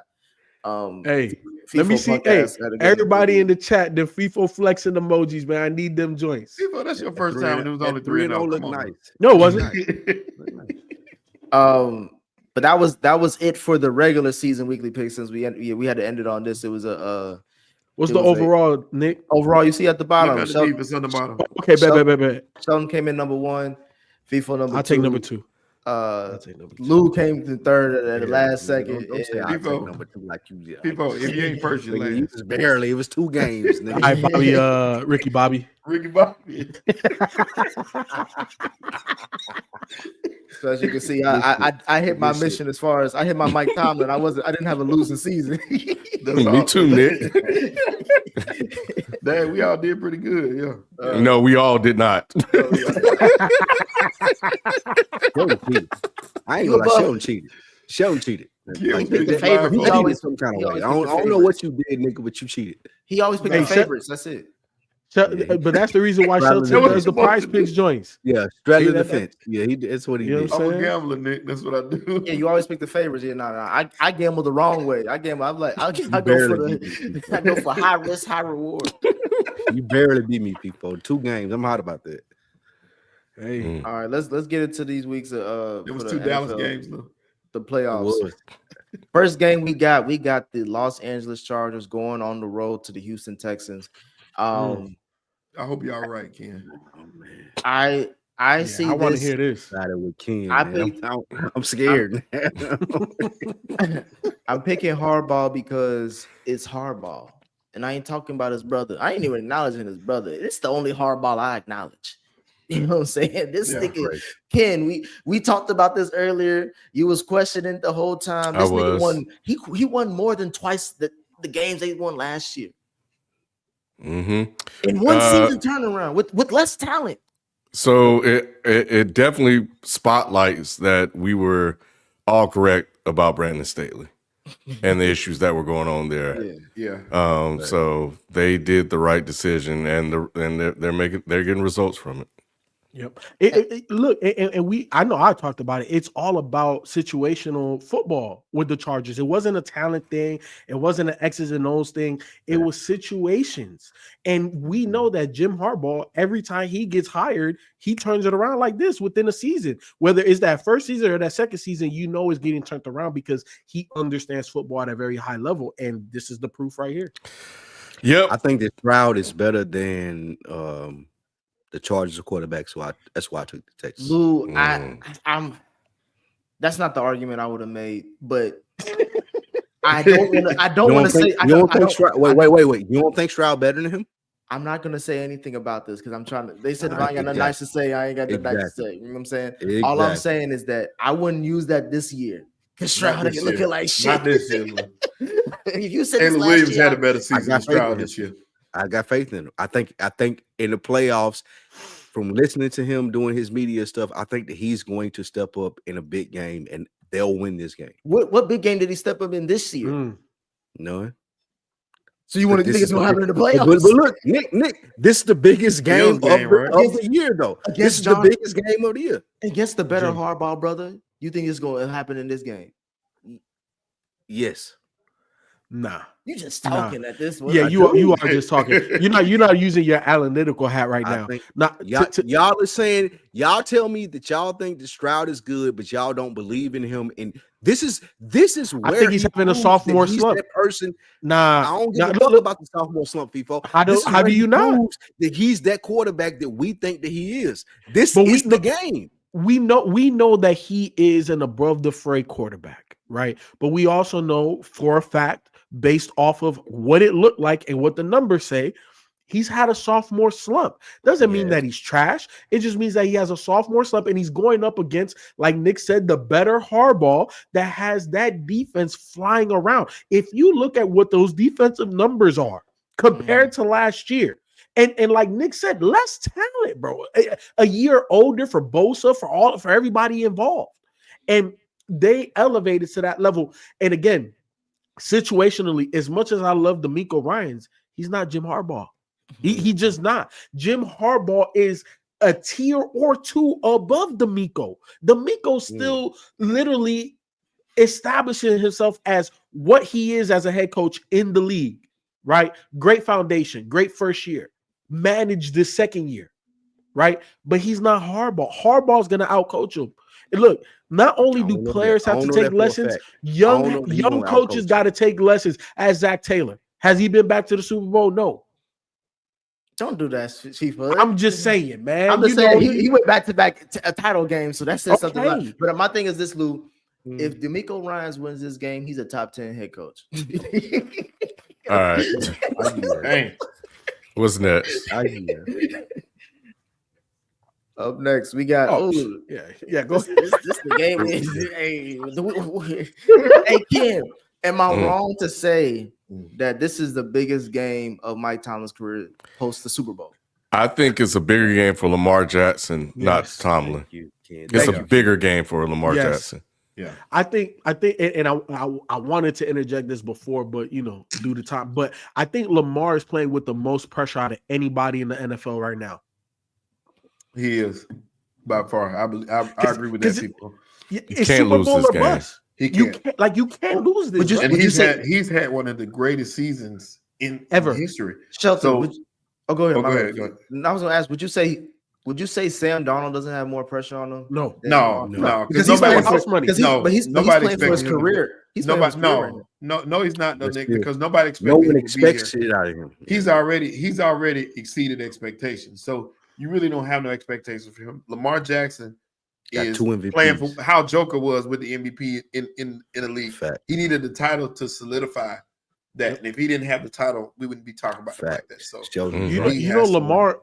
Lamar's the only multiple time MVP that doesn't have a Super Bowl. He can't finish his career like that. Facts. So that means every single year there's major pressure on him to win. So you think that if he don't win it this year, this is the year? Not even that. If he not win it, he got to be good. He got to be like, damn. He got to win one. Look, he got to win one. And the reason why I'm saying it got to be this year is because I don't know how many more years of Derrick Henry you get this out of. Like and not saying that he doesn't look like he slowed down much, but he is 30. He's still balling. But right, like that's the best offensive teammate he's ever had. Mark Andrews, even though he's turned it up, definitely coming down the stretch. I understand, the accent and all of that type of stuff.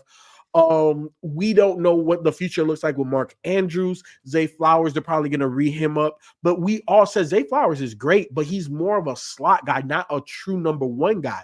If they don't win now this season right now, I don't know how you win another a different year. And even bigger than that, Lamar has played, like I said, he's played at such an elite level. There's no way he can ever match this production again. He won't ever do this again. So in saying that, you got to capitalize off that right now. You got Derrick Henry in there who's playing lights out. Yep. You got to capitalize off what they got going right now. And Pittsburgh is limping into the playoffs. And they're on this 4-game losing streak. They playing with house money right now. If they lose, hey, Russ my quarterback. You know what I'm saying? He got a built-in filter right now. He shouldn't even be here, according to most people. But Lamar Jackson has to win. The most pressure's on them. And he got the toughest road because you got to go through Buffalo and then you got to go through Kansas City. So that ain't going to be easy. All right. What's up next? Oh, I don't know if Flowers playing it this week or not, though. I think he's day to day. He's going to play. It's the playoffs. I don't know what happened to Doc. Yeah. The Broncos going on the road to the Bills. This is I want to do my FIFO thing. I want to do my FIFO thing and get my flowers for Bo Nix stuff. I called this very early. What do you want? I told y'all Bo Nix was gonna be good and take his team to the playoffs, and everybody looked at me like I was crazy. You ain't say take this team to the playoffs. You said I did say that. I don't think you said take the team. Go to pull the tape. Yeah, I don't know about the playoffs, but you was on Bo Nix though. You did say something about Bo Nix. I'll give you flowers on. You said something about Bo Nix. I don't know if you said take him to the playoffs. And I want my flowers about Sean Payton because damn near all of y'all said the same shit about Sean Payton. I don't give you shit I still about don't believe in Sean Payton. Yeah. He had to lose against third. He had to win against third string Chiefs players to get in the playoffs. Yeah, Sean Payton, nigga.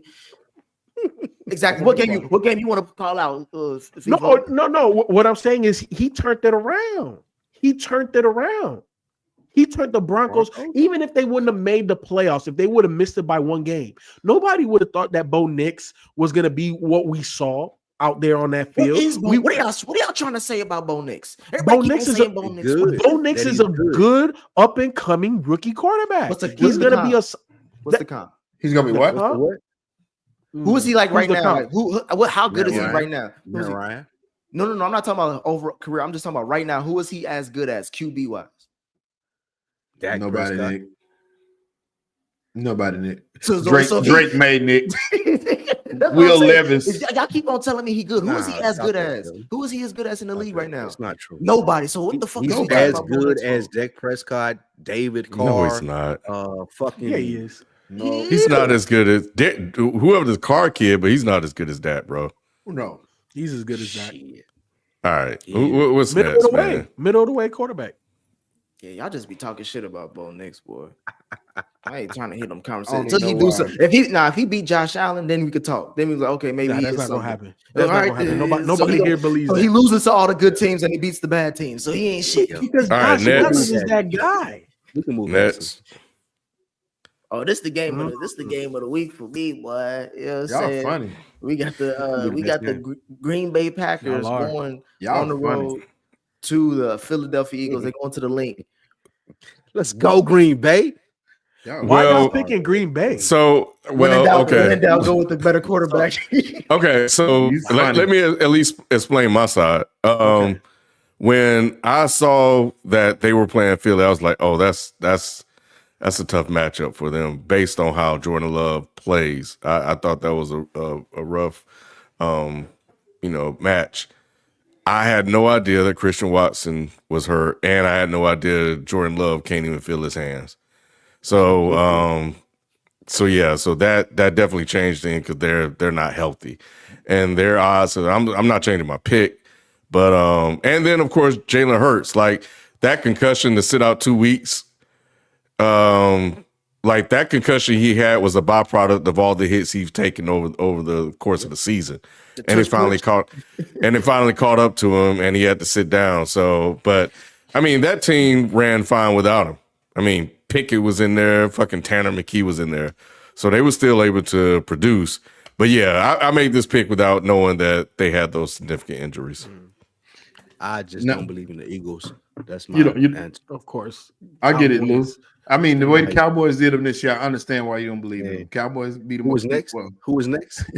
Nick, why are you picking Green Bay? I'm picking Green Bay for one. It's my Super Bowl pick. For two, I truly believe that Jordan Love is a better quarterback than Jalen Hurts. That's not to say Jalen Hurts is trash at all. I just think that I've seen what Jordan Love can do, and I feel like this is the game. You know, they coming into the playoffs not playing that well either. But I trust Matt LaFleur better than the head coach with Philly. And I think you know they played earlier, right? Who won? The Eagles won. The Eagles won by 5 points. Yeah, that's fine. The Ravens just beat the Steelers not too long ago, but I still think the Steelers got a shot to win that too. So I think this is my two upsets is the Steelers and the Packers. If that, like, I wouldn't be surprised if either one of those teams won. Those their games. It's because that Green Bay game against Philly was dumb close, and I feel like if it was in the United States, there would have been a different result. They weren't in the link, and that's another thing. You got to go on the road to Philly, and it's just, I mean, we can't say that Jordan Love is. Y'all never lost at home before. Yeah, they lost at home. You don't remember that playoff game? But we also know that first game that the Eagles won. The defense that we see now is not playing the same as that defense was even then. This is the number one defense in the league right now, and they're on a heater right now. So you gotta see those guys. I seen y'all get cut up by a rookie. I seen that number one defense get cut up by a rookie. You talking about Jay Daniels? I seen that number one defense almost lose to Bryce Young on the road. No, they didn't. Like, you know what I'm saying? Like, they did that. Wasn't for if the receiver wasn't playing like a corner, y'all lost that game. You know that. No. So my thing is that I think, again, now if Jordan Love, it may balance out with if Jalen Hurts got the concussion and Jordan Love got the no feelings in his hand. Like, I don't know who's gonna win. It's literally a toss up, but to me, I think Jordan Love is gonna get it. The Eagles are a better roster. I've been saying all year the Eagles have a top 3 roster in the league. Also, I knew about the Christian Watson injury and the Jordan Love injury, and I even though Green Bay has other wide receivers, Christian Watson is the guy that looks different on the field every time. And without that, and then also Jordan Love in his throwing hand, he doesn't have sensation. I'm picking the better team. Y'all hype up Christian Watson. I'm just gonna say that. What do you believe? He takes a lot of Romeo Dobbs is that nigga on there. Romeo Dobbs is number one, but Christian Watson takes a lot of pressure off of him, and if you don't have that threat, that's tough, especially when you're going against those corners of the Eagles. Exactly. It's just like I'm on Raw. It's just like I'm on Ross St. Brown and Jameson. You know what I'm saying? I'm on Ross, the guy. But shit, go ahead and double team him and leave this guy one-on-one. See what happens. I believe in LaFleur more than I believe in y'all, Coach Shelton. And I also think that what the Green Bay Packers will be able to do with the run game is going to outweigh what y'all can do with this bullshit-ass defense you think is good. Okay. All right, next. Yeah, next one.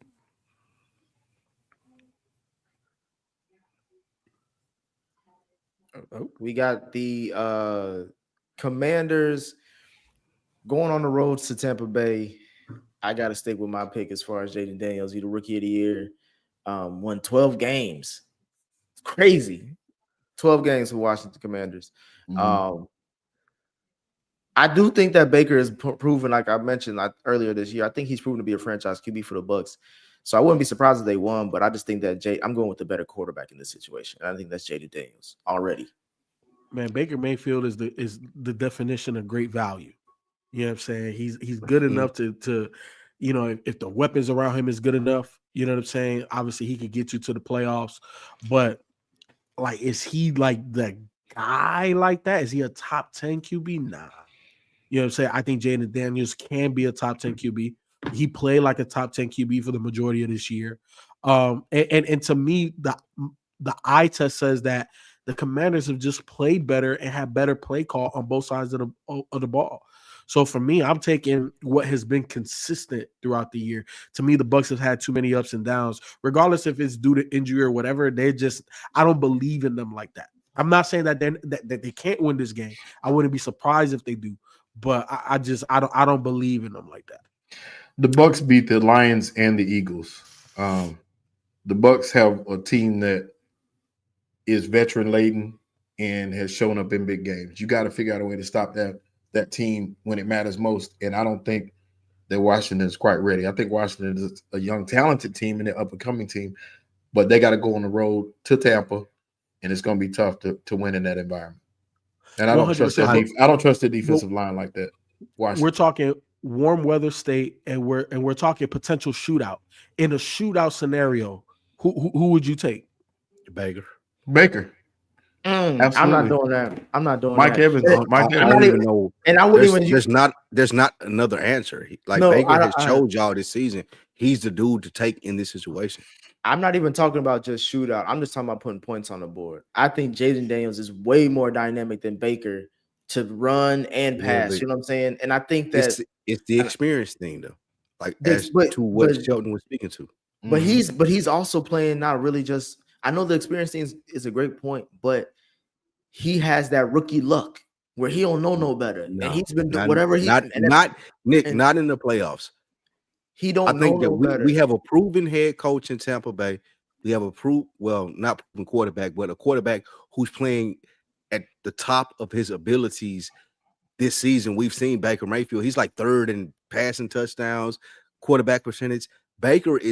He's coming to play this season. I think they're going to make a big run as far as what we expect them to do and what they're going to. It's a big run, one win. Because if you're saying that you feel that the Bucs can win two playoff games, personally, I think they're going to the conference final. There's two things to that, FIFO, and Tweets Open Doors. You're correct. Baker had 41 touchdowns, and Jaden Daniels had 25 for the year. So when you're talking about that, Baker had an MVP season, bro. You got to look at that. Plus, they met head to head. I don't and care. Baker beat Jaden Daniels. So. You can say that. You can say that all you want about Baker Mayfield. That does not make me think that he is on a tier 1 or tier 2 level. I'm not saying tier 1 or tier 2, but in this game, we've seen quarterbacks, Rich Gannon, Trent Dilfer. We've seen quarterbacks have good seasons where they're able to win a Super Bowl, and I think that's what Baker is in the field. But Lou, we're literally running back last year. This in my mind, where it was Green Bay going against the Cowboys, where everybody was like, "Oh yeah, it's the Cowboys, easy." We don't think the Cowboys are that good, but they better than them because they don't know no better and they young, and then they got their ass dusted at home. Mayfield better than that. So you can't say that. He better. No, they'll be prepared. This team is usually prepared, and they, like I said, they beat this team earlier with ease. It was 37-20 in that first game of the season. That was the first game of his rookie career, bro. It really was. I don't think there's no team going into the NFC playoffs with the confidence that the Bucs have, knowing that they beat the top two teams in this division. They beat the Lions. Yeah, well, they barely beat the Saints. So what's next? I think it's gonna be the Monday night game. We got the Vikings going to Los Angeles. It could be a more of a Viking crowd with some USC fans with Sam Darnold, but this is an interesting thing. So only me and Ken. And I know what y'all mean. I hate being on Ken's side sometimes. It's only me and Ken picking the Rams. I'll tell you why I'm picking the Rams. What do I always say, FIFA, when it comes to like QB matchups or just matchups with two teams and I don't really know who to pick? What do I rely on? Better QB. And we shouldn't even have a discussion about this. I should bring up another point because I already know that part. I ain't discussion about this. My other thing is also number 2, better head coach. I know Kevin McConnell. I know what they call him, KOC. I know he's having a great season, but what you mean you don't know, Lou? And slap yourself if you don't know. Hey, look, who's the only one to have Kevin O'Connell in his top 10 this year when we did that? Oh, okay, yeah. All right, appreciate that. Look, you think he gonna out? He gonna out? He went top 10 the other day. To me, bro. He good. When it came down to, he's one of the best head coaches in football. He is 100%. This season. No. Just he was Dan Campbell the other night. Kirk Cousins. I'm saying he was really showing this season. Look, let's be honest. You got to give Kirk Cousins' agent a whole bunch of credit, but you got to give Kevin O'Connell a whole bunch of credit for getting that contract that he got out of the Falcons as well. Now, here's the thing: the reason why I picked Minnesota because I'm not gonna lie, this was the hardest one to pick. It was right. By far, this was the hardest game to pick. I went with consistency. What did my eyeballs show me from week 1 to week 18? And the Vikings had a better record. They looked more like the same team from week to week than the Rams did. Now, I understand that the Rams dealt with injuries, but this is football. Everybody deal with injuries. Whether it's a major player or, your third string, people deal with injuries all the time. When I looked at what the Rams, one week the Rams looked like, oh shit, these motherfuckers could really win a Super Bowl. And then the next week is like, what the hell? Why did he? I literally can say that about the Vikings. I can't say that about the Vikings. I literally can say the last 2 weeks of the Vikings was literally just that. Was that not? Did Sam Darnold not throw for almost 400 yards today? He could throw a touchdown the next game. But what did I? But over the course of the entire season, the Vikings looked more consistent than the Rams. And yes or no? But yes, but you also said the caveat that the Rams have been dealing with injuries, and as they got their players back, they played better.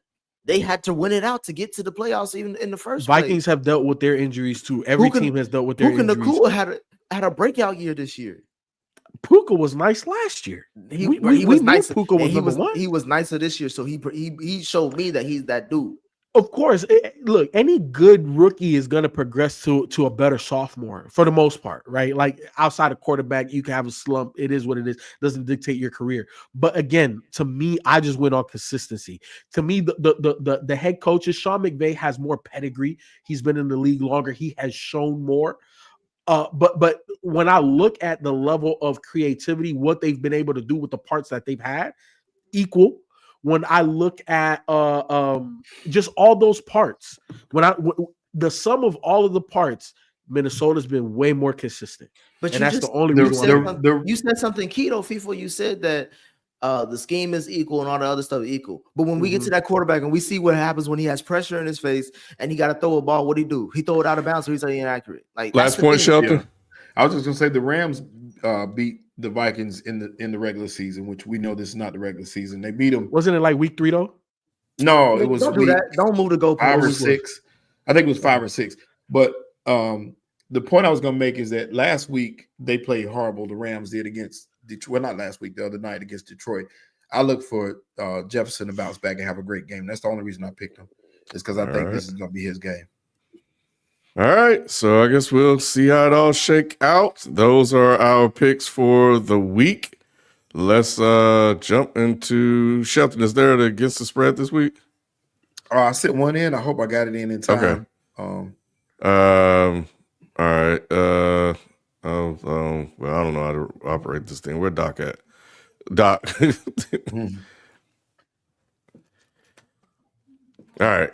Yes, sir, man. Yes, sir. Y'all Almost. rocking with your boy against the spread. Against the spread. Make sure you go in to Prize Picks, which is my app of choice, and place these bets. You have until Saturday, which is when the playoffs start. And that's what I did. I focused on NFL. And actually, I picked only one Saturday game. And we're going to start off with the first player. Baker Mayfield over 240 passing yards. I think this is a big game against the Commanders. I have no faith, like I said, in the defensive line, which means he'll have a lot of time to throw the ball. And I do, like Nick, agree that there's going to be a shootout in this game. So 240 yards for Baker in this game is definitely possible. Look for a big game from Mike Evans and the running backs out of the backfield. So look at Baker coming in, showing up, ready to play. And pick number 2. We got Saquon. Saquon over 100 rushing yards. I picked this pick because I think this is going to be a grinded out type game for Philly. They're going to just control the clock like they do best. The defense is going to keep the offense on the field. And Saquon is fresh after getting the week off last week. Look for him to run crazy. This is his first playoff game in a while. Even though the Giants made it a couple years ago, this is his first meaningful playoff game for Saquon ever. So look for him to be explosive and them to take some pressure off Jalen by letting Saquon run wild. So Saquon will rush for 100 yards in this game. That offensive line is going to go crazy. And my third pick is Lamar Jackson with 48.5 rushing yards. Look for him to go over that as well. The reason why I picked Lamar Jackson to go over 48.5, we talked about it. He's fighting for his life. And I look for him to try to make a lot of plays with his legs because things are going to break down and he's going to get out of that pocket a lot quicker. He's going to try to make as many plays as he can. And I think he's going to run wild on that Pittsburgh defense. So those are the picks against the spread. Get this in. These are all 1U picks, which means you're going to bet one unit, which is your top unit bet. And you can put them as a 3-man or 2-man. All right. There we have it. Let's show them what happens when you start losing niggas' money and they start they're gonna be mad. Hey man, gamble responsibly. Shelter, you need to keep track of, how much money you either making people or losing people. Yeah, I do need to start keeping track. But what's funny, FIFO, true story. The times when I forget to put the bet in is when they normally hit. So I ain't gonna put this one in. That's what every nigga does. That's funny. All right, top 5 rankings. All right. Yes, sir. The top 5 rankings for this week were the players who were had the most achievements based off not making the playoffs. So these are teams who these are players who had a great season, but they didn't make the playoffs. This is all Bengals, right? It should be. Yes, the majority. That's a great point. That's a great point, Sheldon. The majority of these people were Bengals. All right, number 5. Home team. Hey, what are y'all talking about? All the laughing and snickering and shit. I don't want to hear it because he still had 12 sacks and missed 4 games this season. Shout out to my guy Michael Parsons. Of course, I had to keep it real with him. Number 4. I made it to the finals. Damn, spoiler alert. Wrap this shit up, nigga. I made it to the finals. I made it to the finals of my fantasy football playoffs, and it's because I had James Conner on my team. He was balling all season, and it didn't really show from their record or anything that Arizona did. So James Conner did this thing this season. Did you win, Lou? Second. I came in second. Oh, yeah, that's the Your Cowboy came in. I came in second. They call that the first loser. Yeah. All right, next. Nick, you ought to love this one. Jamar Chase. This man hit the triple crown for receiving yards, touchdowns, and whatever receptions. He should be number 1. Yeah, that's what I'm saying. Like, I don't know why you got Uno as number 3. Don't make no sense to me. He's 3, and the reason that he's 3, I'll get into when we get to number 1. But Jamar Chase did this thing this year, but they did not make the playoffs. Number 2, nobody's talking about dude. Brock Bowers is crazy beast. Yeah, this dude is a beast. Like he's doing record-setting shit at tight end as far as receptions, as far as him being open, as far as I got trash DBs, man. QBs. Bro, he's cooking corners, bro. FIFO, who's throwing him the ball? I don't know. Might as well have been me. And he's still doing his thing. Dude gonna be a beast when they get a quarterback. Brock Bowers is number 2. I would say this, Lou. Be careful though. This could be Kyle Pitts glasses you got on for this first year. Nah. Kyle Pitts can't make this list, bro. I'm just saying that first year Kyle Pitts was balling. You know what I'm saying? Nigga started. He had Matt Ryan. Brock Bowers is different. He gonna do a different thing from this. Let's see. And number 1, Doc, drop it. Joe Burrow.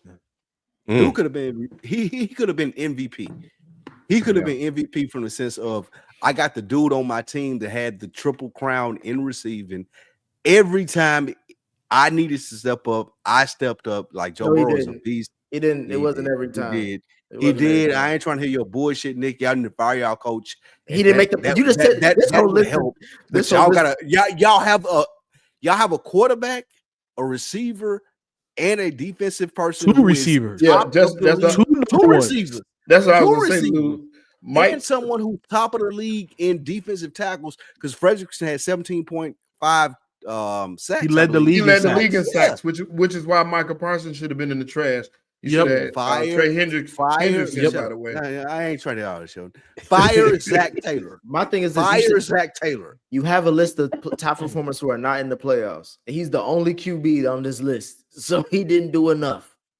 That's all I'm trying to say. I fuck with him though. He's my guy. He's the best thing that we had. There's not much more you could have asked Joe Burrow to do. He did everything humanly possible. They probably should have used that pick of him doing the gritty. Is that what they call it? Yeah. when he did that. And that's when I knew he wasn't making the playoffs. I was like, this nigga celebrating too early. Yeah. You do that when we in the playoffs, bro. That's funny. All right, cool. Appreciate it. Good list. Good list. And we'll close out as we always do with super chats and member chats. You can sign up to become a member on the YouTube page, youtube.com/Dead in Sports. Shout out to Marty McFly, member for 31 months. We appreciate it. Said, I know it's football season, but we got to discuss some NBA. Wemby is truly generational. Pistons are finally a real team again. Also, the Knicks year. Yes. We do. Wemby is beyond generational. I think we got to make a new category for that dude. It's ridiculous what Wemby is able to do and still has yet to be discovered his level of dominance. Pistons are a real team. I agree. This should be the next year to get out of the East, but there's a juggernaut called the Boston Celtics they're better. That's the only hurdle that I see us, and that's only because they have the deepest roster in the NBA, in my opinion. And the thing is Cat made you guys have an advantage over every team except Boston because they could match him with KP. And he don't play defense either, so it's just like he just got to outscore him, and he can put up points. Shit. Yeah.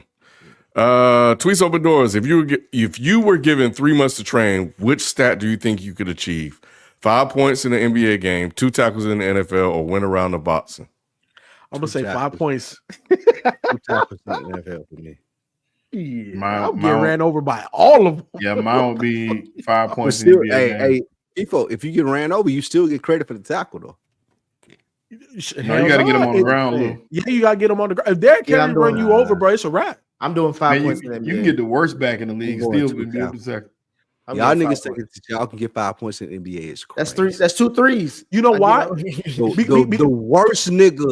worst nigga on an NBA roster can give y'all 50 at the Y. 100%. That's true. But you know what though? All they do now is shoot 3 spikes. I'm gonna just chill in that corner, bro, and just wait my turn.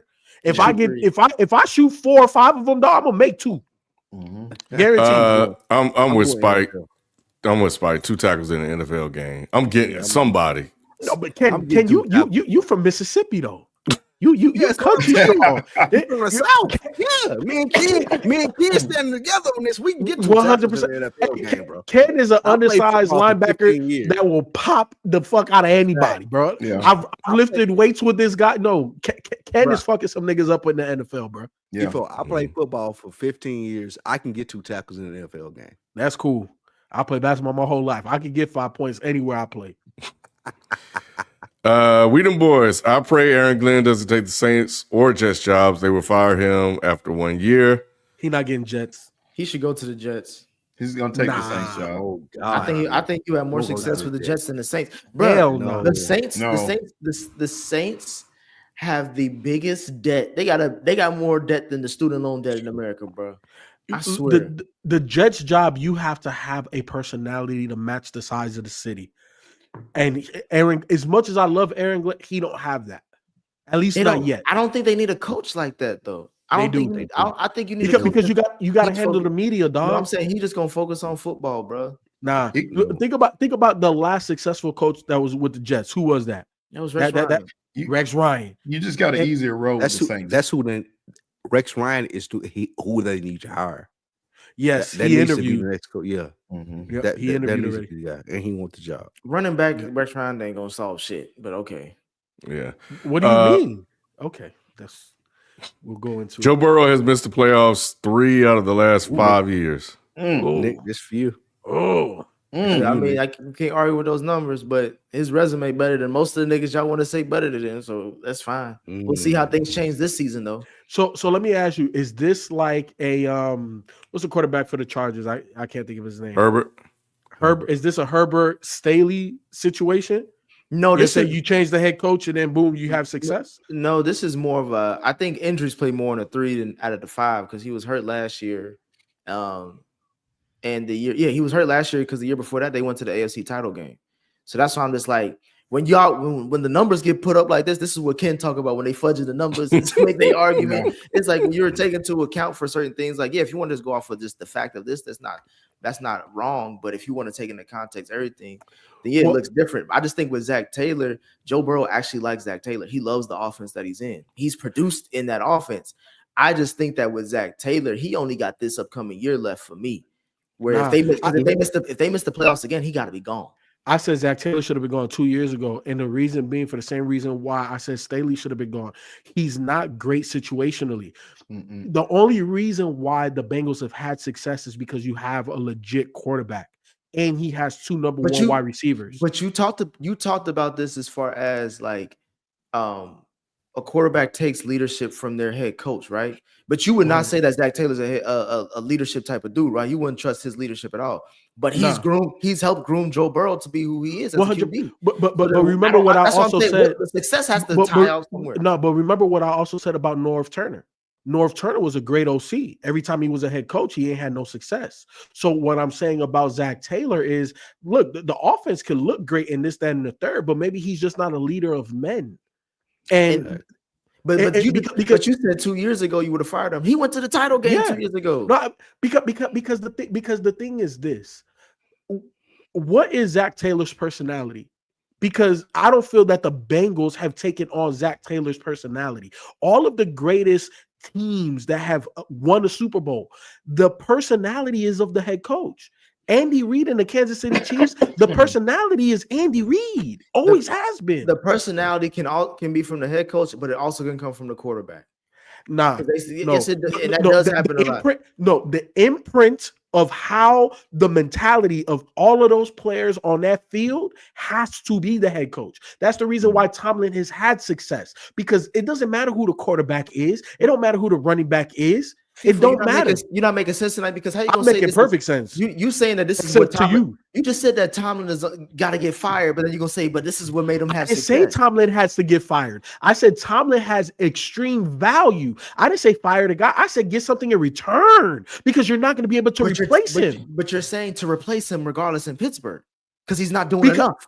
No, I didn't say that he wasn't doing enough. I said you're not going to win a Super Bowl, which is the same reason they got rid of Andy Reid with the Eagles. He wasn't winning the Super Bowl. He kept getting to the NFC Championship game, broke through once, and didn't win it.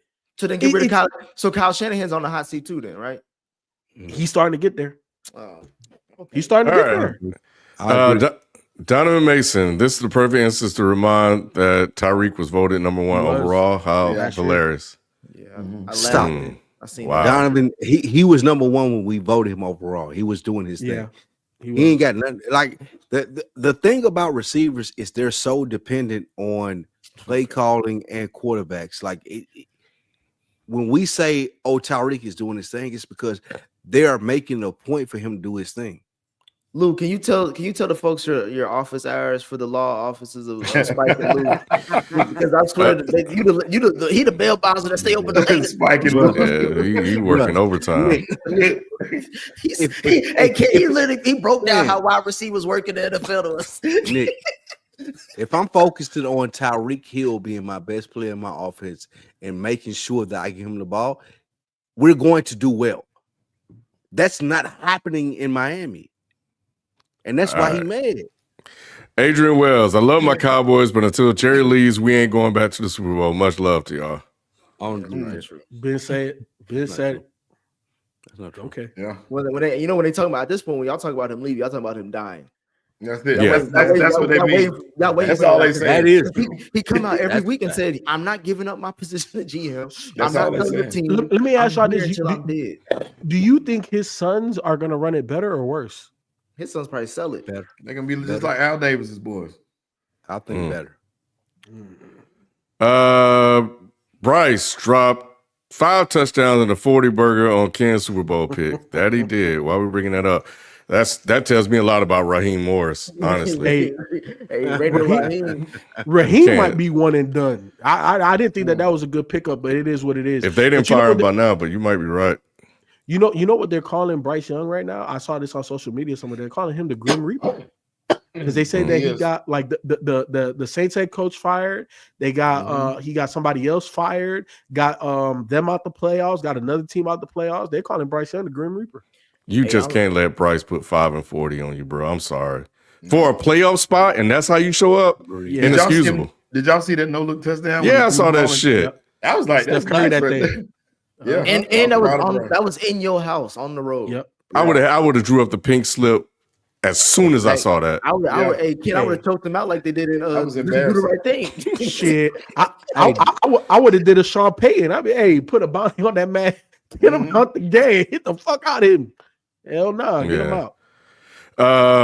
Donovan, Robert Kraft said the only black folks I want around are Hove and Meek. A black man named Gerard starting a black QB and winning was the last straw. That's right. That was it. Yeah. This is right. And Birdman at 50 just got in rewinding. Welcome back, family. Glad to be back. And the last one, Donovan Mason, how did everyone feel about Marvin Lewis when he was in Cincy? Was the energy the same or different compared to Tomlin? I can tell you it was worse. that my energy was the same because I stood up for Marvin Lewis until it happened. So nothing's changed with me in that regard. I'm from Cincy. We wanted him fired 5 years before it happened. Damn. It took us only 3 playoff losses in a row for me to be like, he ain't the dude. And ever since then, it was just kind of like we just keep playing around, dancing around the whole argument for no reason when we know he ain't the dude until they fired him. And we went further than we ever did with him after that. But you know what my issue is with Cincy is that y'all just too much of a cheapskate, man, organization. And that's really what fucks y'all up. It wasn't necessarily Marvin Lewis. Marvin Lewis to a degree toward the end. You know what I'm saying? He overstood his welcome. You know what I'm saying? But, bruh, like, pay T. Higgins, pay Jamar. What is y'all doing? What is y'all doing? I will say this. The difference between Cincy and most other organizations is that we don't win. But the rest of them niggas is cheap too. Look at New England. New England cheap as fuck. That's why they got all that money in cap space.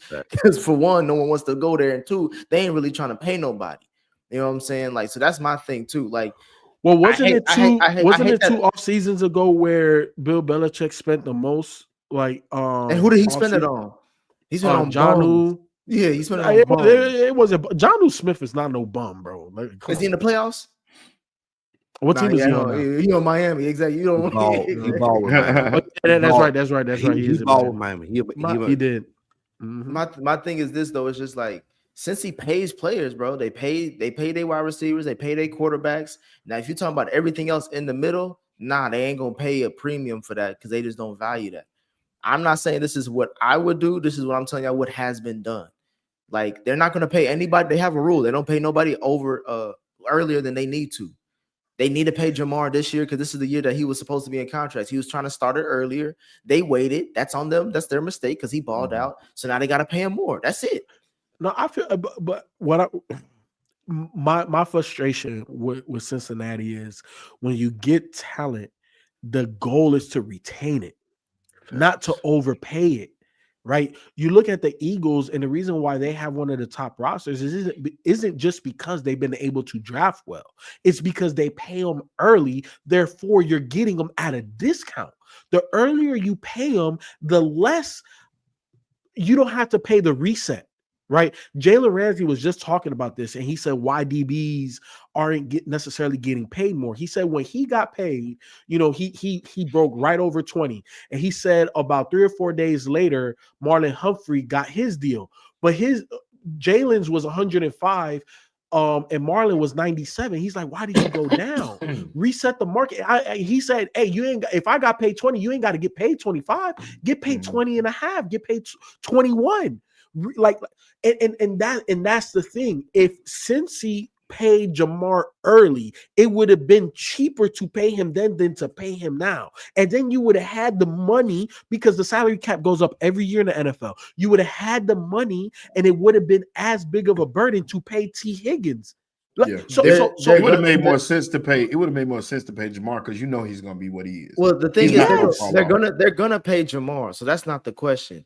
The question is, do they have enough to pay Jamar and T? No, T will be a Carolina. That's what I'm telling you is that if they would have paid Jamar early and paid T early, you could have afforded both of them. But then now we're getting to that point where the logic is you're putting all this money invested into the offense when we know what the issue is. The main issue. You got to draft. You got to draft and develop. They've been doing that. I'm trying to tell you as a Cincy fan, they've been. Who they drafted outside of Trey Hendrickson? They didn't draft Trey Hendrickson. Again, that's the thing. That's the whole point I'm making, FIFO. They haven't been doing well drafting the defense to rebuild it like Kansas City did. So now, and it's showing up the last 2 seasons. We had the worst. So they fired the GM too. Get rid of Zach Taylor and the GM. Well, they're not gonna go that far just yet. Lou eyes heavy, y'all. See again. He's struggling over there, boy. So I'm trying to care about Cincinnati. Man. All right, so we're gonna leave it there, man. Definitely come back next Tuesday as we recap the weekend playoff football. Glad to be back. Glad you guys showed up and came to hang out with us. And we will catch you guys next time. We out. Peace. Peace. Louis got to the Panthers.